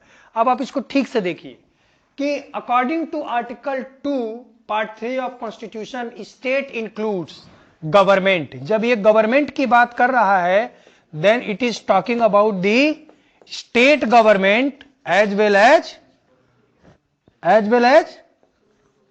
Central government. ठीक है, इनकी बात कर रहा है ये. सेकेंड ये बात कर रहा है पार्लियामेंट ऑफ इंडिया. ठीक है, तो पार्लियामेंट की अगर ये बात कर रहा है तो पार्लियामेंट के अंदर कौन कौन सी चीजें हैं राजेंद्र? पार्लियामेंट के अंदर प्रेसिडेंट होते हैं. Very good. और जो पीसीएस और जो आईएएस ऑफिसर्स होते हैं वो कहां से आएगा प्रेसिडेंट? जैसे कि जो परमानेंट बॉडी. एक तो सही बताया तुमने. Very good. पार्लियामेंट के अंदर क्या आ जाएगा? Rajya Sabha plus Lok Sabha and president. तो ये पार्लियामेंट को इंक्लूड करता है. Government and legislature of each state. State के अंदर दो लेजिस्लेचर होते हैं, legislative council and legislative assembly. ठीक है, क्या होता है? स्टेट के अंदर दो हाउस होते हैं, legislative council and legislative assembly, मतलब विधान परिषद और विधान सभा. देखिए थोड़ा सा ना इसको यहीं पे जान लीजिए, जो लोग नहीं जानते हैं, जो लोग जानते हैं कोई बात नहीं. देखिए जैसे पार्लियामेंट होता है, इसको नोट मत करिए, नोट करने की कोई जरूरत नहीं है, मैं आपको समझा दे रहा हूं, आप समझ जाएंगे. देखिए पार्लियामेंट जैसे होता है तो पार्लियामेंट में दो हाउस होते हैं. पार्लियामेंट में क्या होते हैं? दो सदन या दो हाउस होते हैं, राज्यसभा एंड लोकसभा. जो राज्यसभा होता है इसको हम लोग अपर हाउस बोलते हैं. क्या बोलते हैं? अपर हाउस, यानी कि उच्च सदन बोलते हैं. और लोकसभा को हम लोग क्या बोलते हैं? लोअर हाउस, यानी कि निम्न सदन. अब जिस तरह से स्ट्रक्चर पार्लियामेंट का सेंट्रल लेवल पे होता है, केंद्रीय स्तर पर, इसी तरह से जो प्रोविंशियल लेवल होता है उसमें भी स्टेट लेजिस्लेचर होता है. ठीक, तो स्टेट जो लेजिस्लेचर होता है उसमें दो चीजें आती हैं. उसके अंदर क्या आता है? एक आता है लेजिस्लेटिव काउंसिल, यानी कि विधान परिषद. क्या होता है? लेजिस्लेटिव काउंसिल यानी Vidhan Parishad, and legislative assembly यानी विधानसभा. अब जो लेजिस्लेटिव काउंसिल होता है इसको हम लोग स्टेट का अपर हाउस बोलते हैं. ठीक है, क्या बोलते हैं? स्टेट का अपर हाउस, और लेजिस्लेटिव असेंबली को स्टेट का लोअर हाउस. यानी आप इन शॉर्ट कह सकते हैं कि स्टेट, जैसे पार्लियामेंट तीन लोगों से मिलकर बनता है, प्रेसिडेंट, राज्यसभा एंड लोकसभा, इसी तरह से स्टेट लेजिस्लेचर जो होता है, जो राज्य का जो परिषद, वो होता है पहला गवर्नर, दूसरा लेजिस्लेटिव काउंसिल और थर्ड लेजिस्लेटिव असेंबली. ठीक है, जो लेजिस्लेटिव काउंसिल होता है this is very close to the Rajya Sabha, and this legislative assembly, since it is known as the lower house, it is very close to the Lok Sabha. तो वो relation समझ में आया? जिसको अभी तक नहीं पता था वो समझ जाए कि सिंपली जो पार्लियामेंट होता है वो सेंट्रल लेवल पे होता है, उसके 3 कॉन्स्टिट्यूएंट होते हैं. इसी तरह से स्टेट लेवल पे भी 3 कॉन्स्टिट्यूएंट होते हैं. ठीक है, तो स्टेट लेवल पे जो होता है उसमें 2 हाउसेज होते हैं, विधान परिषद और विधानसभा, legislative council and legislative assembly. Legislative council is the upper house just like the Rajya Sabha, and legislative assembly is lower house just like the Lok Sabha. Any doubt anywhere? कोई डाउट नहीं है किसी को? ठीक है, तो ये इन सबको इंक्लूड करता है. इसके अलावा जितने लोकल, और लोकल के बाद देखिए एक टर्म यहां पे लिखा है, यही खास बात है कॉन्स्टिट्यूशन की, ऑल लोकल और अदर अथॉरिटीज. अभी अदर अथॉरिटी में सब आ गए, सारे ब्यूरोक्रेट्स, चाहे वो सेंट्रल लेवल का हो, स्टेट लेवल का हो, है ना, कोई भी ब्यूरोक्रेट हो, कोई भी ऑफिसर हो जो गवर्नमेंट कैपेसिटी पे सर्व कर रहा है, ऑल अथॉरिटीज में सब आ गए. अदर कर दिया ना इसने, अदर मतलब सब इंक्लूड हो गए. कैपेसिटी पे सर्व कर रहा है, ऑल अथॉरिटीज में सब आ गए. अदर कर दिया ना इसने, अदर मतलब सब इंक्लूड हो गए इसमें. ये that is the beauty of the language of the constitution. वो इतना ब्रॉड है कि आप उसको जो है एक किसी मीनिंग के साथ लिमिट नहीं कर सकते हैं, उसमें एक टर्म है उसका फिर बहुत ब्रॉड मीनिंग है। तो इसके अंदर स्टेट गवर्नमेंट, सेंट्रल गवर्नमेंट के उस पे जो ब्यूरोक्रेट्स हैं, स्टेट गवर्नमेंट के जो ब्यूरोक्रेट्स हैं, सब के सब आ जाते हैं, जुडिशरी भी आ जाता है। उसके साथ साथ जो इंडिया के अंदर जो टेरिटरी है वो भी है, या इंडिया का जिन टेरिटरी के ऊपर कंट्रोल है वो भी है। जैसे आपको मैं बताऊं कि जैसे यूएसए है, तो यूएसए में एम्बेसी होता है ना, इंडियन एम्बेसी। तो आपको पता है कि जो इंडियन एम्बेसी होता है यूएसए में, this is the land of India. पता है आपको? पता है कि नहीं पता है? देख लीजिए, जान लीजिए कि इंडिया का जितने भी कंट्री में एम्बेसी है वो सब इंडियन टेरिटरी माना जाता है, और जिन जिन कंट्रीज का इंडिया में एम्बेसी है वो सब उन कंट्रीज का टेरिटरी माना जाता है। आपको मैं बता दूं कि अगर कोई भी इंडिया का आदमी अगर कुछ गलत कर गया किसी कंट्री में, और अगर वो एम्बेसी के अंदर एंटर कर गया, तो वहां की फोर्स वहां एंटर नहीं कर सकती। क्यों? टेरिटरी नहीं है ना उसकी, बॉर्डर का वायलेशन हो जाएगा। तो कितना आसान है, ठीक अंदर। वो ज्यादा कुछ नहीं करते, उठा के बाहर फेंक देते हैं लो इन्हें पकड़ो, संभालो बात समझ रहे हैं ना? तो वो टेरिटरी, अब जैसे इंडिया की वो टेरिटरी जिसका, जैसे अब आप लोग जो है पढ़े होंगे थोड़ा सा, उसमें स्पेशल इकोनॉमिक जोन होता है, एक्सक्लूसिव इकोनॉमिक जोन होता है। सब मैं नहीं पढ़ाऊंगा, ज्योग्राफी में पढ़ेंगे आप, ठीक है? और जब डिटेल पॉलिटी पढ़ाऊंगा तब पढ़ाऊंगा। ये सब इंडिया के कंट्रोल के अंदर होता है, जिसको हम बोलते हैं मरीन टेरिटरी। मरीन टेरिटरी समझते हैं ना, जो समुद्र के अंदर जो टेरिटरी, ये सब कुछ स्टेट के अंदर इंक्लूड होगा, ठीक है? अब स्पेस टेरिटरी भी होता है, पता है ना? तो चाहे वो स्पेस में टेरिटरी हो, चाहे लैंड में टेरिटरी हो, चाहे वो पानी में टेरिटरी हो, वो सब का सब टेरिटरी जो गवर्नमेंट ऑफ इंडिया के अंडर है, या गवर्नमेंट ऑफ इंडिया का उस पर अथॉरिटी है, वो सब के सब स्टेट के अंदर इंक्लूड होंगे। सारे एम्बेसी स्टेट के अंदर इंक्लूड होंगे इंडिया के। कोई जो पार्ट 3 में जो आर्टिकल 12 में स्टेट का जो डेफिनेशन दिया है, इसको समझने में अगर किसी को कोई दिक्कत हो तो मुझे बताएं प्लीज। एकदम क्लियर है ना? ठीक है, वेरी गुड। तो नोट कर लीजिए इसको फटाफट।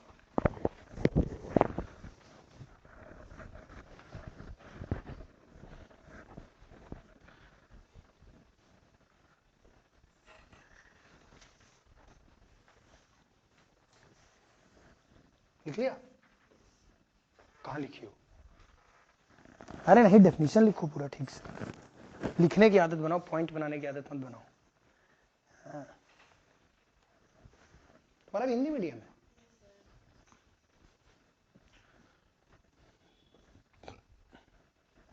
सर मैं देखा हूं कि नेक्सस भी फॉर्म होता है, इंग्लिश वाले सब एक साथ बैठेंगे, हैं? हिंदी वाले जो है सब एक साथ जो है।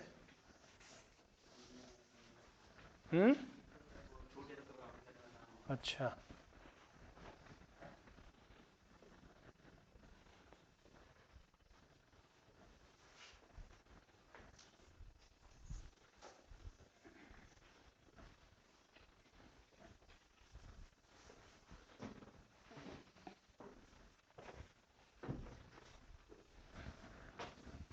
चले, हो गया, डन।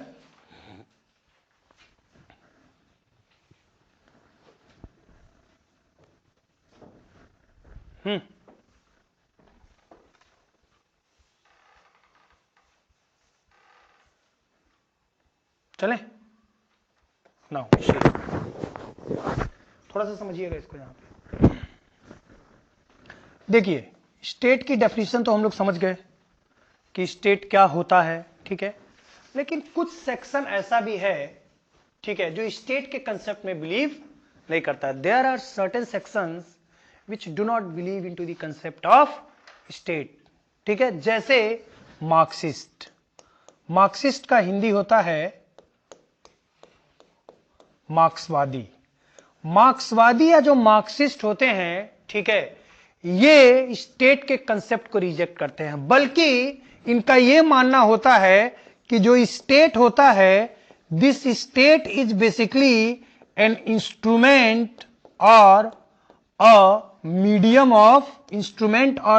Of exploitation.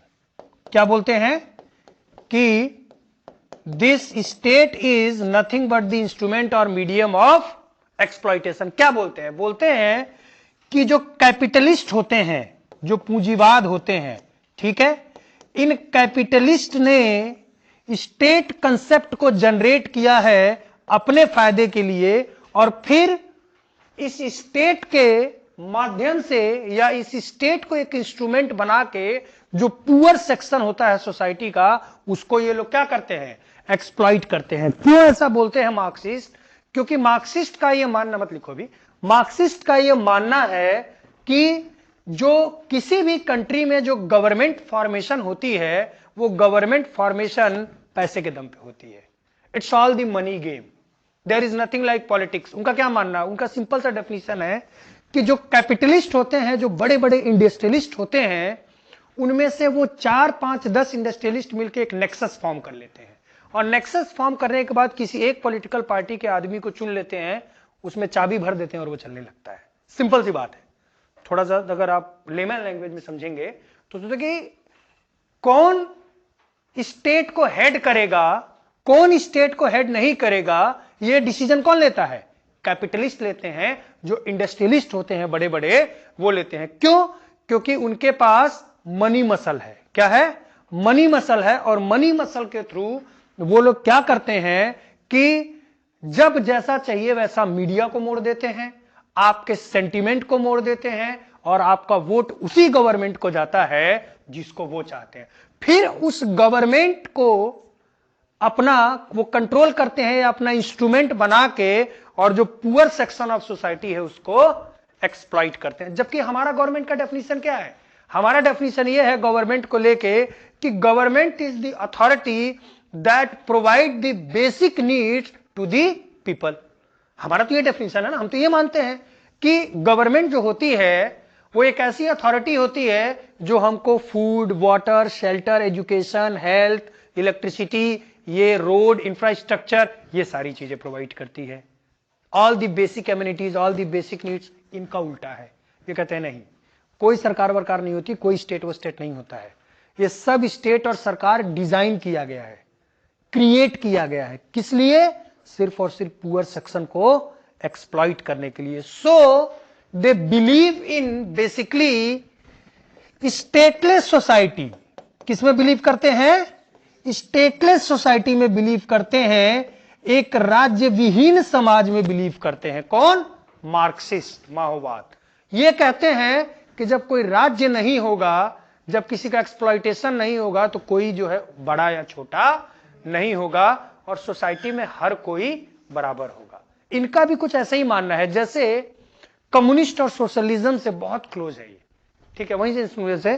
तो उनका क्या होता है? उनका बेसिक चीज ये होता है कि आप इक्वलिटी की बात करें सोसाइटी में। जो मार्क्सिस्ट होते, चलिए वहां नहीं जाएंगे, वो फिर आगे हो जाएगा, आगे जब पढ़ाऊंगा तो पढ़ाऊंगा, कि जो मार्क्सिस्ट होते हैं वो क्लासलेस सोसाइटी की बात करते हैं कि कोई क्लास नहीं होना चाहिए। There should be no upper class, there should be no middle class, there should be no lower class. क्या है कि सब लोग जो है एक कम्युनिटी के कंसेप्ट में प्रोड्यूस करेंगे, और सब लोग, अब जैसे देखिए, अब कोई भी अगर कंट्री में या सोसाइटी में अगर कुछ प्रोड्यूस करना है, तो प्रोड्यूस करने के लिए आप भी एफर्ट लगाओगे, मैं भी एफर्ट लगाऊंगा, हम सब एफर्ट लगाएंगे एक सोसाइटी में, हम मिलके जो है कुछ प्रोड्यूस करेंगे। जितनी भी चीजें हो रही हैं, इलेक्ट्रिसिटी, फूड, ये वो सब कुछ हम मिलके प्रोड्यूस करेंगे, मिलके प्रोड्यूस करेंगे, और फिर उसका इक्वल डिस्ट्रीब्यूशन होगा, इरिस्पेक्टिव ऑफ कि उसको प्रोड्यूस करने में किसका कितना एफर्ट लगा।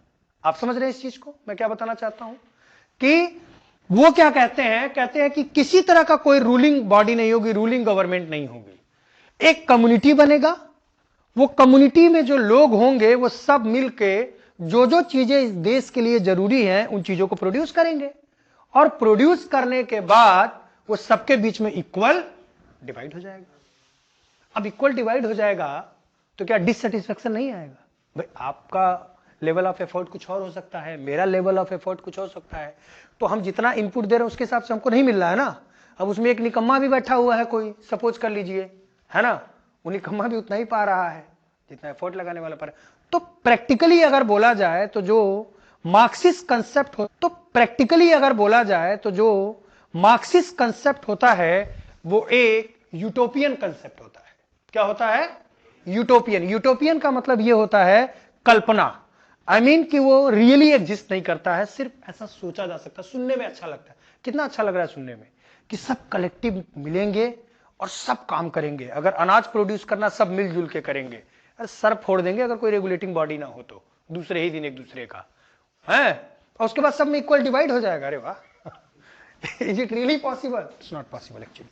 सो आप इसको नोट कर लीजिए कि मार्क्सिस्ट बोलते हैं कि स्टेट जो होता है एक इलिट क्लास ऑर्गेनाइजेशन है, जो सिर्फ और सिर्फ जो है पुअर को हरास करने के लिए, एक्सप्लॉइट करने के लिए डिजाइन किया गया है। They do not consider the state as a natural institution. भाई जब साफ साफ बोल रहे हैं कि डिजाइन किया गया है, क्रिएट किया गया है, तो उसको नेचुरल इंस्टीट्यूशन तो नहीं मानेंगे ये। क्यों? क्लियर है यहां तक सबको? कोई डाउट? श्रीवास्तव जी, लाला जी, कोई डाउट?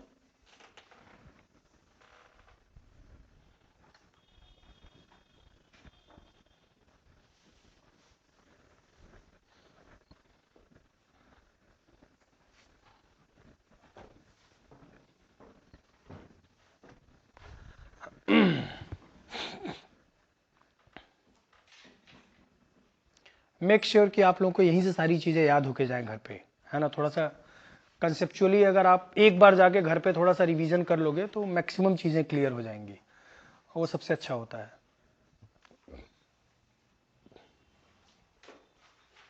चलें भाई आगे बढ़े।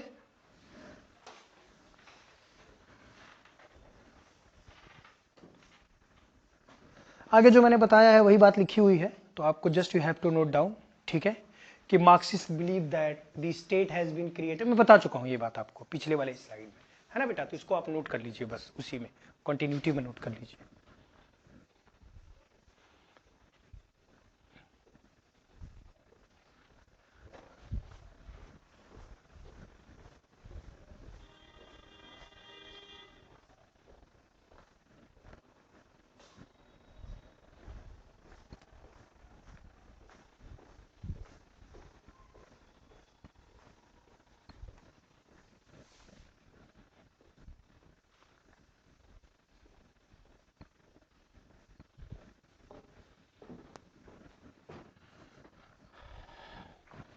जिनके लिए पॉसिबल है सुबह की क्लास में आना वो आया करिए भाई। सब लोग आ रहे हैं ना? ये IR बहुत इंपॉर्टेंट है, ठीक है ना, छूट जाएगा तो फिर दिक्कत होगा। और मजे की बात क्या है कि मैं बार बार कहता हूं ये बात कि जब तक आपका मेंस नहीं कवर होगा तब तक आपसे प्रीलिम्स भी क्लियर नहीं होगा। कुछ लोग सोचते हैं, या मार्केट में भ्रम फैला रखा है, पता नहीं कितने मतलब प्रचंड गधे हैं यहाँ पे, कि पॉलिटी, हिस्ट्री, इकोनॉमी, ज्योग्राफी कर लो तुम्हारा प्रीलिम्स क्लियर हो जाएगा। Nothing will happen, I am telling you, कुछ भी नहीं होगा।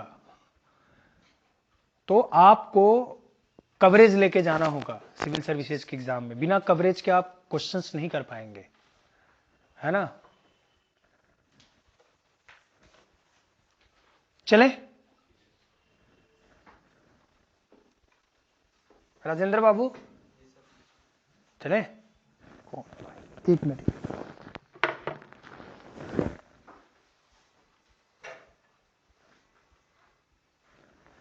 अंकिता बेटा क्लास में हूं, थोड़ी देर में कॉल बैक करता हूं, है ना। ठीक ठीक है बेटा।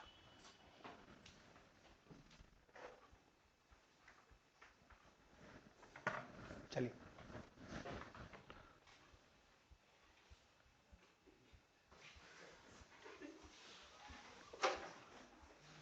मजा आ गया?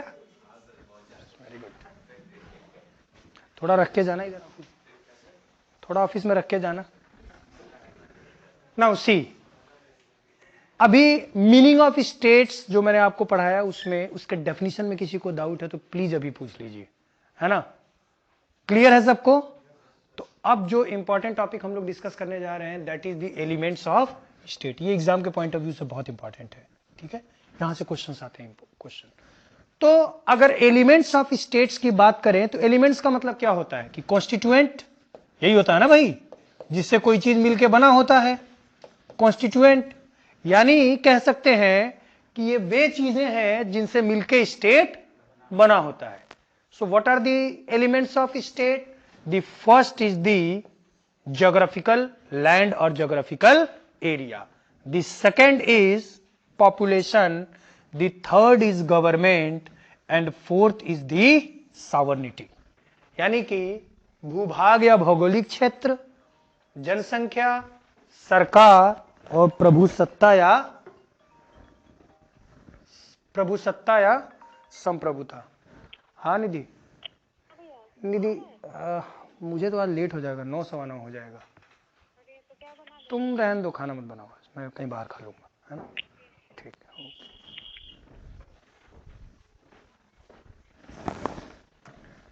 चलिए, मेरी कुक को जिस दिन पहले खाना हो तो पहले आती है, मतलब बाद में खाना हो तो, और नहीं तो जो है अपने टाइम के साथ, कभी मन करेगा 8 बजे आ जाएगी, कभी मन करेगा 10 बजे आएगी. मैं कहा चलो इसके बहाने आज बिरयानी खाने को मिल जाएगा. कौन है भाई? चलो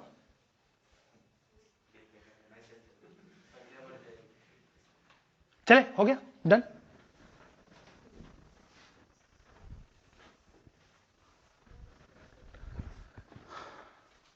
लाला जी आ जाइए. देखिए, अच्छा एक चीज मैं अभी यहीं पे बता दूं कि these elements are basically the essential elements of the state. अगर इनमें से कोई भी अगर एक एलिमेंट नहीं, ये बाद में से पढ़ाऊंगा मैं, बट अभी बता दे रहा हूं आपको अर्ली स्टेज कि इनमें से कोई भी अगर एक एलिमेंट नहीं रहेगा तो स्टेट का कंसेप्ट जो है पूरा नहीं होगा. मींस जो इसमें एक क्वेश्चन बनाया था, बहुत बढ़िया यूपीएससी में क्वेश्चन बनाया था कि whether the elements of state are essential और अल्टरनेटिव एसेंशियल. जो राज्य के तत्व हैं वे अनिवार्य हैं या वैकल्पिक रूप से अनिवार्य हैं. अल्टरनेटिव एसेंशियल का मतलब कि अगर कोई एक गायब भी हो जाए तो 3 से काम चल जाएगा. और एसेंशियल का मतलब कि ऑल 4 शुड बी प्रेजेंट. सीधा बिना दिमाग लगाए आप किस पे करेंगे? एसेंशियल. कोई अगर एक गायब हुआ तो स्टेट का जो कंसेप्ट है वो डिसॉल्व हो जाएगा, खत्म हो जाएगा. क्लियर है यहां पे ये पॉइंट? तो ध्यान रखिएगा, हमेशा क्वेश्चंस इस तरह का ट्रैप बनाया गया है, कई बार बनाया गया है. ओके फाइन, आगे बढ़ते हैं. Okay, so first is the geographical land, यानी कि भूभाग या भौगोलिक क्षेत्र. हेडिंग बना लीजिए.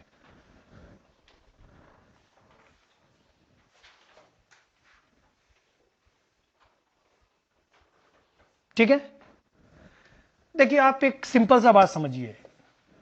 Geographical land means nothing but a piece of land. ठीक है, अब ये वो पीस ऑफ लैंड होता है जहां पर जो गवर्नमेंट होती है, जो सरकार होती है, वो अपना पॉलिटिकल जो अथॉरिटी होती है उस पॉलिटिकल अथॉरिटी को एक्सरसाइज करती है. क्या करती है?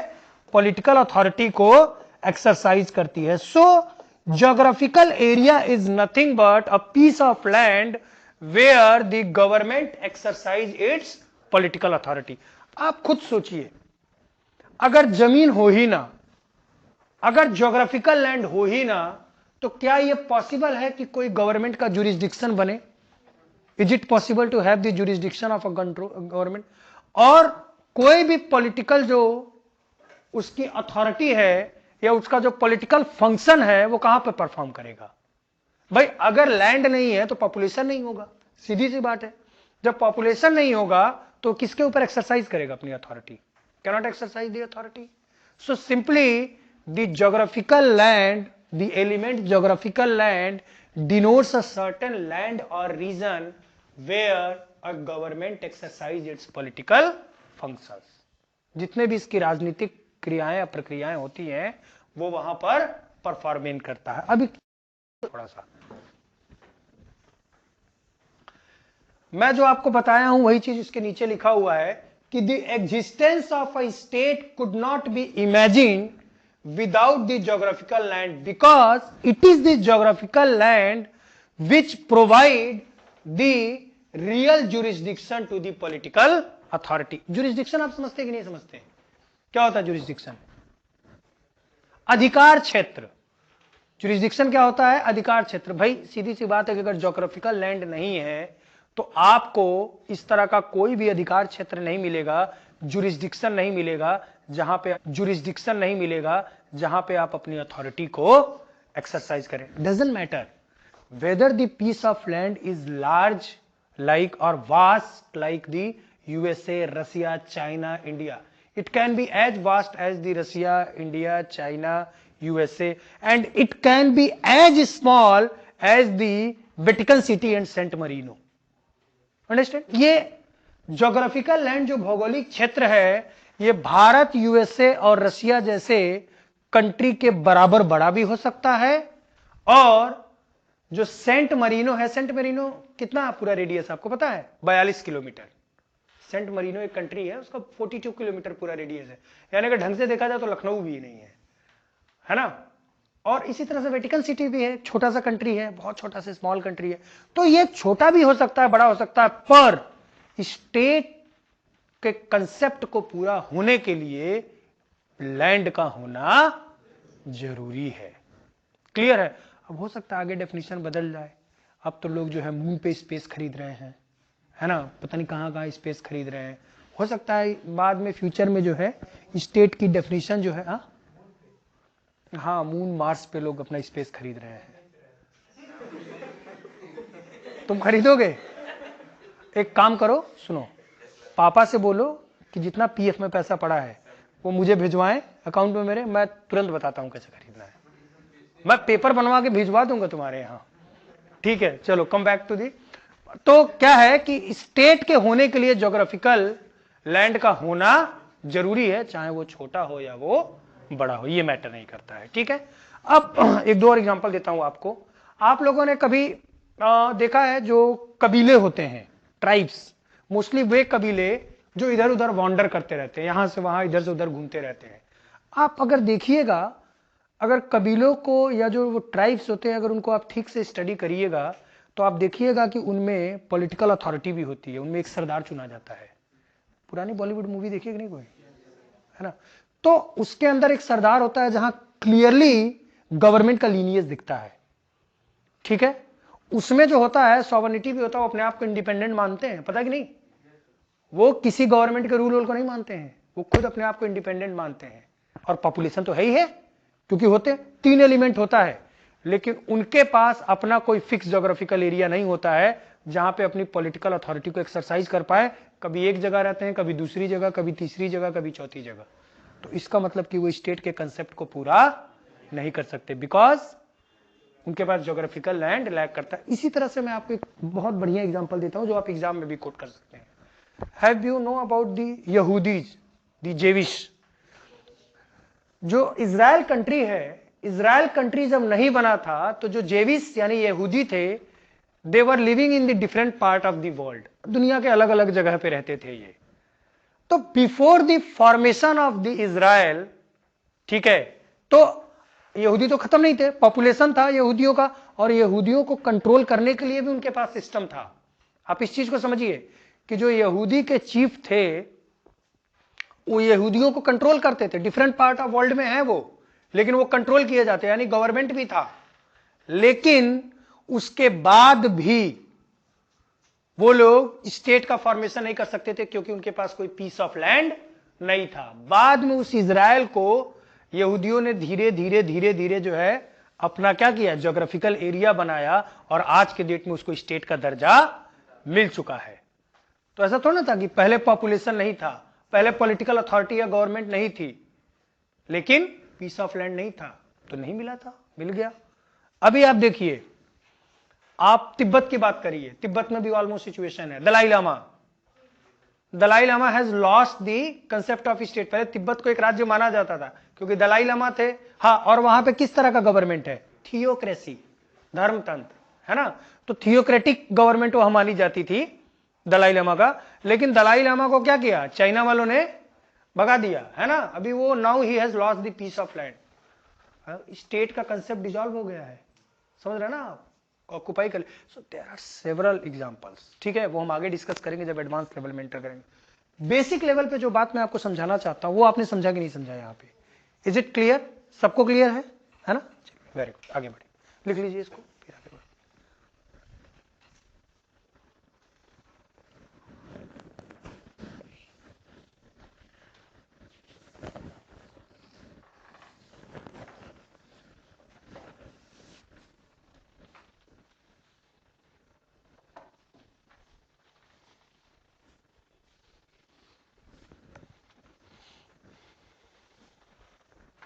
तुम भी यही कॉपी रखते हो?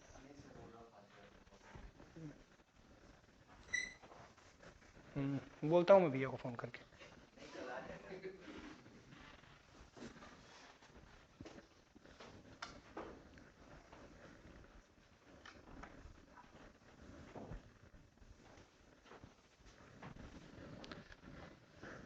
हो गया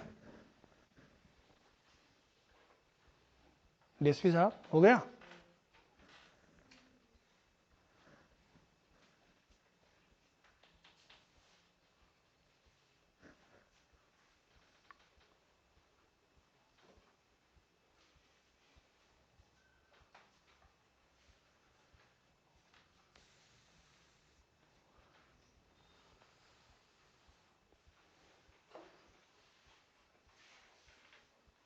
डन, चले?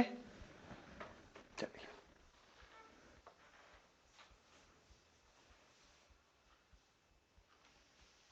सी I have already quoted this example कि जो कबीले होते हैं, जो ट्राइब्स होते हैं, उनमें जो है क्लियरली जो है बाकी एलिमेंट्स दिखते हैं, बट ज्योग्राफिकल लैंड क्या होता है? परमानेंट ज्योग्राफिकल लैंड नहीं होता ना उनका, इधर उधर वो चेंज करते रहते हैं। तो इसलिए जो है स्टेट का कंसेप्ट वहां पे पूरा नहीं होता है। उसके अलावा मैंने आप लोगों को जेविस का भी एग्जांपल दिया, जो यहूदीज थे, ठीक है? तो इज़राइल बनने के पहले जो है इनके पास भी कोई डेफिनेट ज्योग्राफिकल लैंड नहीं था, इसलिए स्टेट का कंसेप्ट फॉर्म नहीं हो पा रहा था।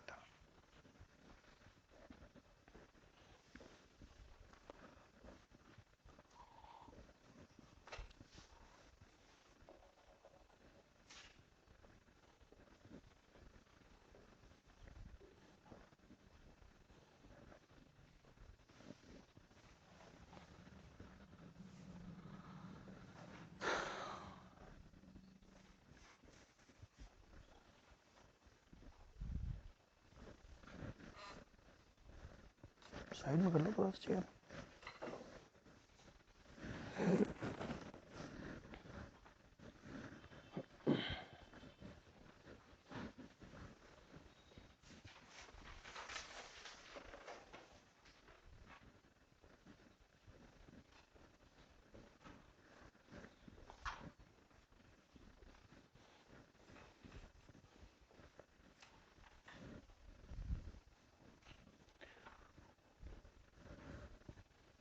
इज़राइल देखिए अब टेक्नोलॉजी में कितना आगे है।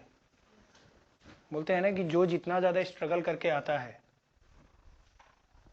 अभी उनके इतना स्ट्रगल शायद ही कोई किया होगा जितना उन लोगों ने किया है। और अभी उनका डेवलपमेंटल रेट देखिए आप, ग्रोथ रेट देखिए उनका, कहीं दूर दूर तक मैच नहीं है। और सबसे बड़ी बात है कि जो बोलते हैं ना कि इंटीग्रेशन जो होता है, जो नेशनल इंटीग्रिटी होती है, उसके ऊपर वो कॉम्प्रोमाइज नहीं करते हैं भाई साहब। हिंदी में बोलते हैं राष्ट्रीय अखंडता।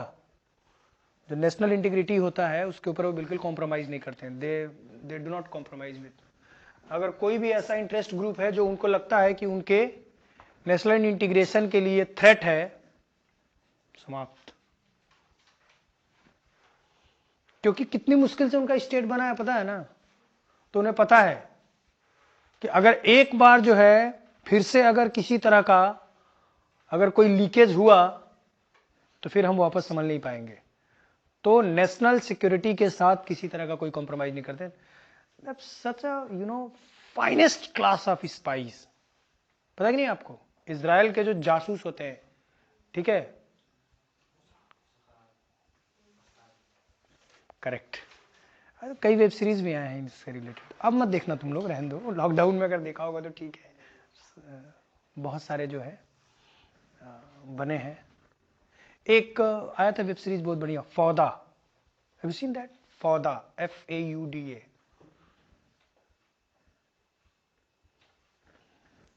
नहीं देखा?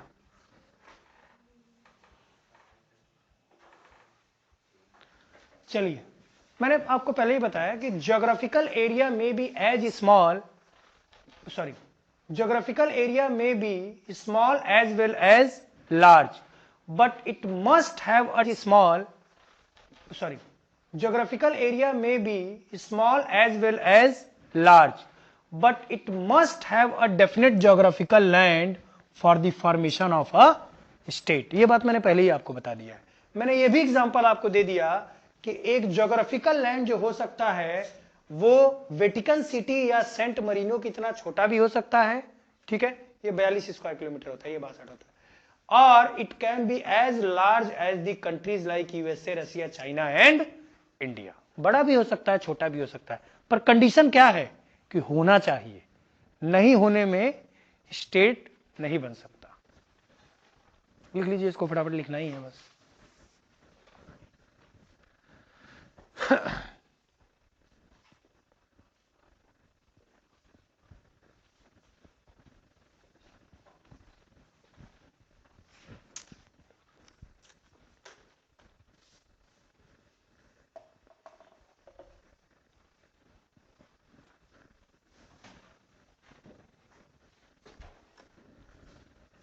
चलें आगे बढ़े, जल्दी करो, 2 स्लाइड और है, आज खत्म करते हैं।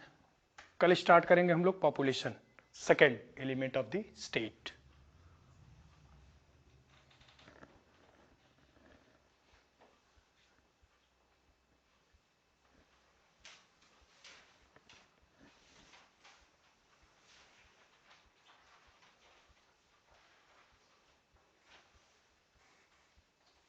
थोड़ा तेज लिखो भाई, हो गया।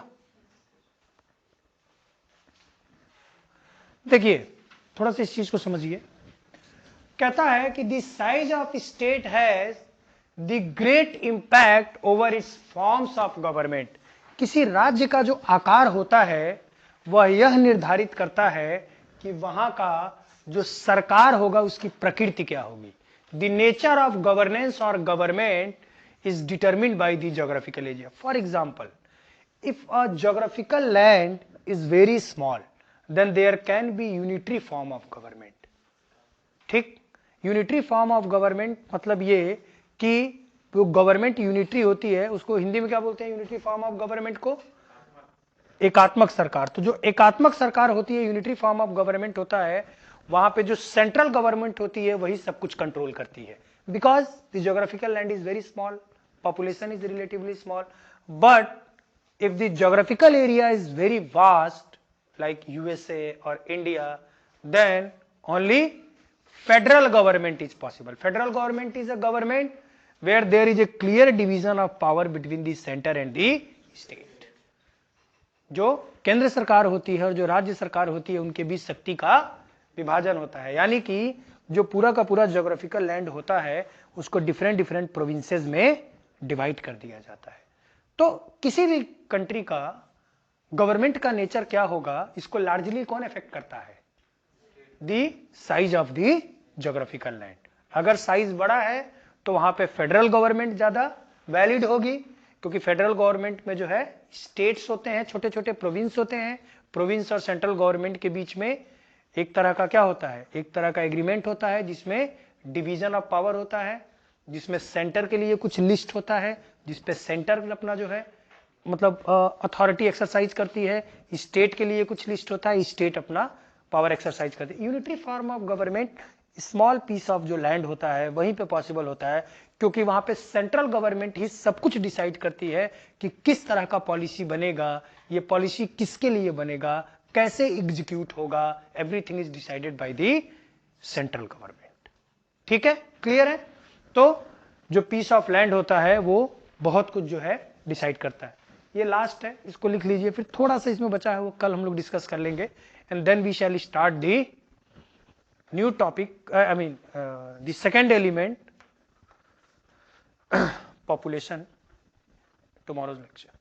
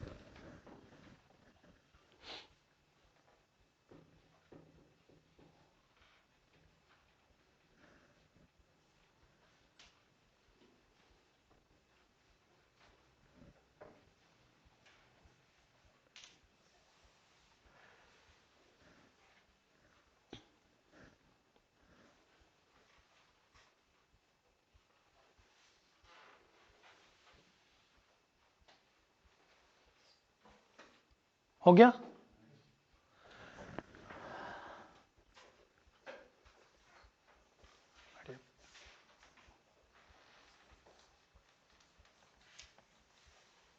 Okay fine, so that's all for today. किसी को कोई डाउट है तो पूछिए। अभी थोड़ा सा पार्ट बचा हुआ है इसमें ज्योग्राफिकल लैंड में, वो हम लोग कल कर लेंगे और उसको खत्म करने के बाद सेकंड शुरू करेंगे एलिमेंट। तो आप लोग हेडिंग मत डालिएगा पॉपुलेशन का, थोड़ा सा भी बचा हुआ है इसमें, है ना। किसी को कोई भी डाउट है तो पूछिए। ओ हेलो, एनी डाउट? नहीं है? ठीक है, पक्का? चले फिर? Fine, good night.